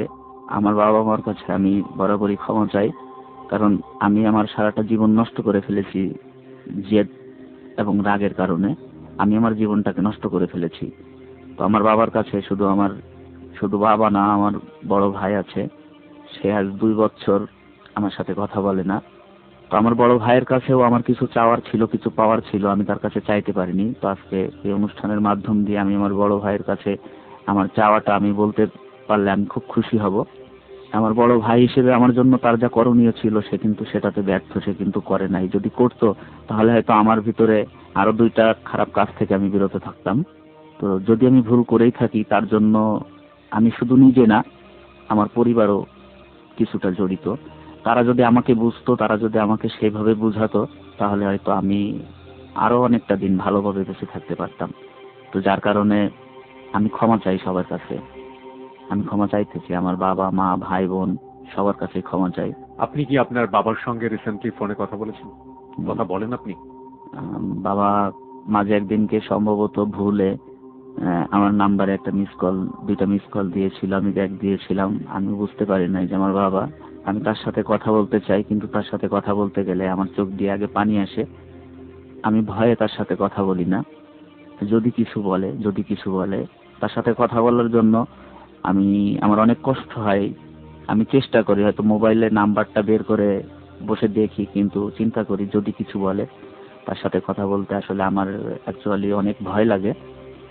কারণ আমি যত অন্যায় করে থাকি, যত ভুল করে থাকি, আমার বাবা কখনো বলতে পারবে না যে এ সমাজের আর 5টা ছেলের মতো আমার ছেলে আমার চোখের দিকে তাকিয়ে একটা জোরে কথা বলেছে বা একটা বড় কথা বলেছে।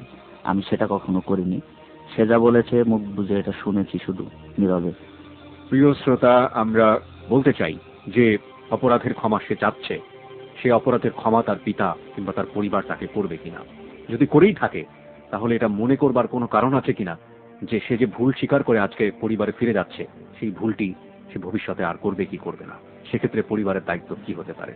সবচেয়ে বড় যে বিষয়টি সেটা হচ্ছে সে এখন সন্তানের পিতা। আজ থেকে কিছুকাল পরে যখন তার শারীরিক সক্ষমতা সম্পূর্ণ হ্রাস হয়ে যাবে, যখন সে সন্তানের মুখোমুখি হবে, তখন তার যে আত্মগ্লানি, আজকের যে আত্মগ্লানি, সেই আত্মগ্লানি যে পাহাড় পরিমাণ হবে, সেই পাহাড় পরিমাণ নিয়ে সে কোথায় দাঁড়াবে, সেটাই হচ্ছে আজকের যাহা বলিব সত্য বলিবর সবচাইতে বড় প্রশ্ন। প্রিয় শ্রোতা, আমি একটু আগে বলেছিলাম যে আমাদের জেবিএসবি টিম জিল্লুরের ফ্যামিলির কারোর সাথে কানেক্ট করার চেষ্টা করছে। জিল্লুরের বাবাকে আমরা পেয়েছি ফোনে, চলুন আমরা তার সঙ্গে সরাসরি কথা বলি। হ্যালো। জি, আসসালামু আলাইকুম। আব্দুর রাজ্জাক সাহেব বলছেন? হ্যাঁ হ্যাঁ হ্যাঁ। আমি কিবরিয়া বলছি, এবিসি রেডিও থেকে, যাহা বলিব সত্য বলিব অনুষ্ঠান থেকে। আচ্ছা, তো হ্যাঁ। এই অনুষ্ঠানটা হচ্ছে এরকম যে এখানে এসে মানুষ তার জীবনের ভুলগুলো স্বীকার করে, নিজের অপরাধগুলো স্বীকার করে নেয়। তো আজকে যিনি আমাদের এখানে এসেছিলেন তিনি আপনার ছেলে। তো এসে তার জীবনের ভুলগুলো সে স্বীকার করেছে, যে নিজের স্ত্রীর সাথে সে কি অপরাধ করেছে, বাইরের মানুষের সাথে সে কিভাবে মিশেছে। তো সে এখন ভালো হতে চায়। তার কথা হচ্ছে, আমার বাবা যদি আমাকে মাফ করে দেয়, হ্যাঁ, তাহলে আমি স্বাভাবিকভাবে আমার জীবনে ফিরতে পারি। আমার জীবনে অনেক অপরাধ আছে, সেটা আমি স্বীকার করে নিচ্ছি, সেটা আপনার সন্তান বারবারই বলতেছে। কিন্তু আপনার সাথে সে কথা বলতে পারে না বছরের পর বছর, আপনার সামনে সে যাওয়ার সাহস পায় না। তো এখন আপনার কি বলার আছে? আপনি কি ওকে মাফ করবেন? ও আপনার কাছে মাফ চাচ্ছে। আমার বলার আছে, সে দ্বিতীয় স্ত্রী গ্রহণ করলো কেন? এটা কি যুক্তি ছিল? সেটা এক পয়সা আয় করতে পারে না। জি তার আয় করার কোনো ক্ষমতা নেই। তার দুটো ছেলে সন্তান, জি 1.5 বছরের ব্যবধান। জি তার স্ত্রী সবল এবং সে সৎ। আমি তাকে নিয়ে সংসার করছি। জি তাহলে সে দ্বিতীয় স্ত্রী গ্রহণ করলো কেন? এটা হলো আমার, ও তো আমার লক্ষ লক্ষ টাকা খাই করেছে, আমি কোনোদিন ওকে এইভাবে প্রত্যাখ্যান করিনি। জি কিন্তু সে যখন দ্বিতীয় স্ত্রী গ্রহণ করেছে তখন আমি একেবারেই ভেঙে পড়েছি। আচ্ছা। এবং সে যে মেয়ে বিয়ে করেছে একদম অনারী, তার কিচ্ছু নেই। এবং এবং সেরম ধরনের একটা মেয়ে সে কিভাবে, কোন সাহসে, তার এক পয়সা কামাই করার ক্ষমতা নেই, সে কিভাবে গ্রহণ করলো? এবং তার দুটো ছেলে বর্তমান। জি। তো এখন বাবা হিসেবে আপনার কথা কি? সে তো জীবনে ভুল বুঝতে পেরেছে, সে যদি আপনার কাছে ফিরে আসতে চায়, আপনার কাছে যদি মাফ চায়, আপনি কি মাফ করবেন তাকে? মা হলো দ্বিতীয় স্ত্রী বাদ দিতে হবে এবং সেই স্টেশনে আসবে এবং অন্তত 1-2 বছর সে এই পলালয় থেকে কাজ করবে। আমার বাসায় জায়গা হবে না। আমি তাকে দেখবো যে সে ভালো হয়েছে কিনা। যদি সে ভালো হয় তাহলে আমি ইচ্ছা করে তাকে বাড়ি নিয়ে নেবো, আর না হলে আমি কখনো কোনোদিন তাকে বাড়ি নেবো না। তাহলে দ্বিতীয় যে স্ত্রীকে বিয়ে করেছে, তার ঘর বাড়ি কিছু নেই, তাকে যদি বাদ দেয় তাহলে সেই মেয়েটি কোথায় যাবে? সে কোথায় যাবে এটা তো আমার প্রশ্ন না। সে বিয়ে করেছে কেন সেই প্রশ্নটা সে নিক। না আঙ্কেল, ঠিক আছে, আপনি আপনার জায়গা থেকে 100% সঠিক। আপনি আপনার জায়গা থেকে 100% সঠিক, কোনো দ্বিমত নেই। কিন্তু আপনি যদি বাবা হিসেবে চিন্তা করেন, সেই মেয়েরও তো কোনো না কোনো ভাবে বাবা আছে। তো এই মেয়েটিকে যদি এখন সে বাদ দিয়ে দেয়, তাহলে তো তার যদি সে, আপনি যেভাবে চাচ্ছেন আপনার সন্তানকে সেভাবে ফিরে আসে, তাহলে তো আরেকটা অন্যায় করা হবে ওই মেয়েটার প্রতি। সেটা একটা অন্যায় করেছি। আমি বুঝিনি, সে বিয়ে করেছে তাইলে সে সারা জীবন সংসার করুক। আর সে দুটো বাচ্চা এবং বউ, আমি এখন রিটায়ারমেন্ট মানুষ, আমার ঘরে ফেলে গেছে। আমি তাদের ভরণ পোষণ দেবো কি করি, এইটাই হলো আমার চিন্তা। এবং আমি যদি সজাগ চিন্তা না হতাম তাহলে সম্ভবত আমি একজন সোনালী ব্যাংকের অফিসার, রিটায়ারমেন্ট। জি জি। এখন ওই ভুলের কোনো মাসুল আমার জীবনে হবে না। এবং আমি আমার লক্ষ লক্ষ টাকা খাই করেছি। আমি কোনোদিন এভাবে তাকে, শুধু তাকে বুঝাইছি। আমি বাপ হিসাবে তাকে বন্ধুর মতো ব্যবহার করেছি। তার সাথে আমি কয়েকবার তার ব্যবসার প্রতিষ্ঠান করেছি। তাকে লেখাপড়া শেখানোর জন্য সে অত্যন্ত ব্রেনি ছেলেছে। তাকে লেখাপড়া শেখানোর জন্য এখনো 9 চেষ্টা আমি করিনি। আমি বহু টাকা সেখানে ব্যয় করেছি।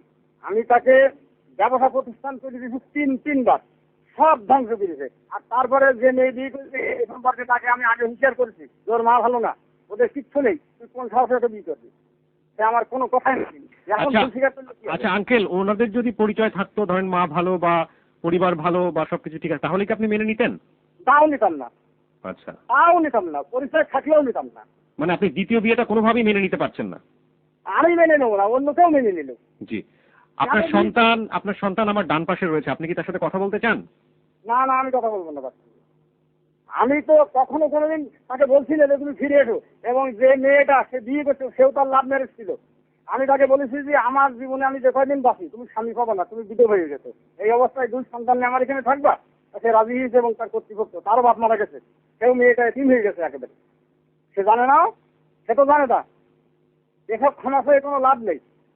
জি আঙ্কেল, অনেক ধন্যবাদ আমাদেরকে সময় দেওয়ার জন্য। আপনার যে মন্তব্য সেটাই আসলে দরকার ছিল আমাদের শ্রোতাদের জন্য।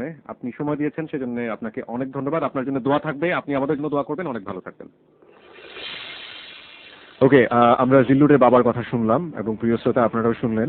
পুরো ঘটনাতে আমরা জিল্লুরের মুখ থেকে এরকম কথা শুনিনি যে সে আরেকটা বিয়ে করেছে, কিন্তু তার বাবা বলছে যে সে আরেকটা বিয়ে করেছে এবং সেই বিয়ের ব্যাপারে তার বাবা অনেক বেশি কনফিডেন্ট। জিল্লুর, আপনার কাছে আসতে চাই, আপনি তো কোথাও বললেন না যে আপনি বিয়ে করেছেন, কিন্তু আপনার বাবা বলছে যে আপনি বিয়ে করেছেন। এটা কি মানে সত্য নাকি আপনি মিথ্যা বলেছেন? আমি দ্বিতীয় বিয়ে করিনি, এর আগেও বলেছি। তাদের ভিতরে একটা ভুল ধারণা আছে জি। যে আমি এতদিন বাড়ির বাইরে আছি, হয়তোবা আমি বিয়ে করে সেই ওয়াইফকে নিয়ে আলাদা আছি, যার কারণে তাদের ভিতরে ভুল ধারণাটা কাজ করে। আমি এভাবে কখনো বাড়ির বাইরে কখনো কোনো সময় থাকতাম না বা ছিলাম না কখনো। তার প্রায় 2 বছরের বেশি আমি বাড়ির বাইরে আছি, যার কারণে তাদের ভিতরে ধারণাটা সবসময় কাজ করে যে হয়তোবা আমি বিয়ে করতে পারি। এই কথার উপর ভর করে তারা সবাই বিশ্বাস করে যে আমি বিয়ে করেছি। আচ্ছা, তাহলে আপনি যেটা বলছেন সেটা আপনারই থাকলো এবং আমরা বিশ্বাস অবিশ্বাসের জায়গাটা আমাদের শ্রোতাদের উপরে, আপনার ফ্যামিলির উপরে ছেড়ে দিলাম, কারণ আমরা এখানে কোনো সিদ্ধান্ত দিতে পারছি না। একটা বিষয় আপনার কাছে জানতে চাই, আপনি আপনার বাবার কথা শুনলেন একটু আগে। আপনার বাবা বলেছে যে আপনাকে সে মেনে নিবে যদি, উনি তো কি পরিমাণ রাগ হয়ে আছে আপনার প্রতি সেটা তো আপনি দেখলেনই, যদি সেই মেয়েটিকে ছেড়ে দিয়ে আপনি সেখানে এসে আপনি যে ভালো হয়েছেন, আপনার যে চরিত্রের মধ্যে যে দোষগুলো রয়েছে সেগুলো আপনি দূর করে ফেলে দিয়ে আপনি সাধারণ বাবা হিসেবে এবং একই সাথে আপনার স্ত্রীর কাছে স্বামীর মর্যাদা নিয়ে যেভাবে বাঁচার কথা, সাধারণ মানুষ যেভাবে থাকেন সেভাবে যদি আপনি থাকতে পারেন তাহলে আপনাকে তিনি মেনে নেবেন। তো যেহেতু আপনি বলছেন যে আপনি দ্বিতীয় বিয়ে করেননি, তাহলে তো এটা আপনার জন্য সহজ। সেক্ষেত্রে আপনি কি করবেন? আমি একটা কথাই বলবো এখানে, যে আমি আমার প্রথম থেকে বলেছি যে আমি কেন অন্যায়গুলো করেছি, কেন আমার জীবনে চলার পথে ভুলগুলো আমি করেছি। তো সন্তান হিসেবে তো আমার বাবার কাছে আমার কিছু চাওয়ার থাকতে পারে। আমি সারা জীবন যেটা চেয়েছি সেটা কেন পাইনি, কেন আমার ভিতরে আকাঙ্ক্ষা বা ক্ষোভগুলো, আফসোসগুলো বরাবরই কাজ করতো, আর যে আফসোসের কারণে আমি আমার জীবনটা নিজে হাতে নষ্ট করে ফেলেছি। তো আমার বাবার কাছে আমার একটাই চাওয়া, যা আমি স্বাভাবিকভাবে সুন্দর একটা জীবন যেভাবে তাদের সবার কাছে চেয়েছিলাম, আমি যদি সেই জীবনটা তাদের কাছ থেকে আবার পাই, আমার সেই আদর স্নেহ ভালোবাসা যদি আমি ফিরে পাই, তাহলে আমি অবশ্যই বাকি দিনগুলো ভালোভাবে চলতে পারবো এবং অনেক ভালো হয়ে বাঁচতে পারবো। প্রিয় শ্রোতা, এই ব্যাপারটি আমরা জানি না আসলে এটার সমাধান কি হবে। জিল্লুর বলছে যে আমাকে স্নেহ মায়া মমতা দেওয়া হোক, যেটা আমি ছোটবেলা থেকে পাই।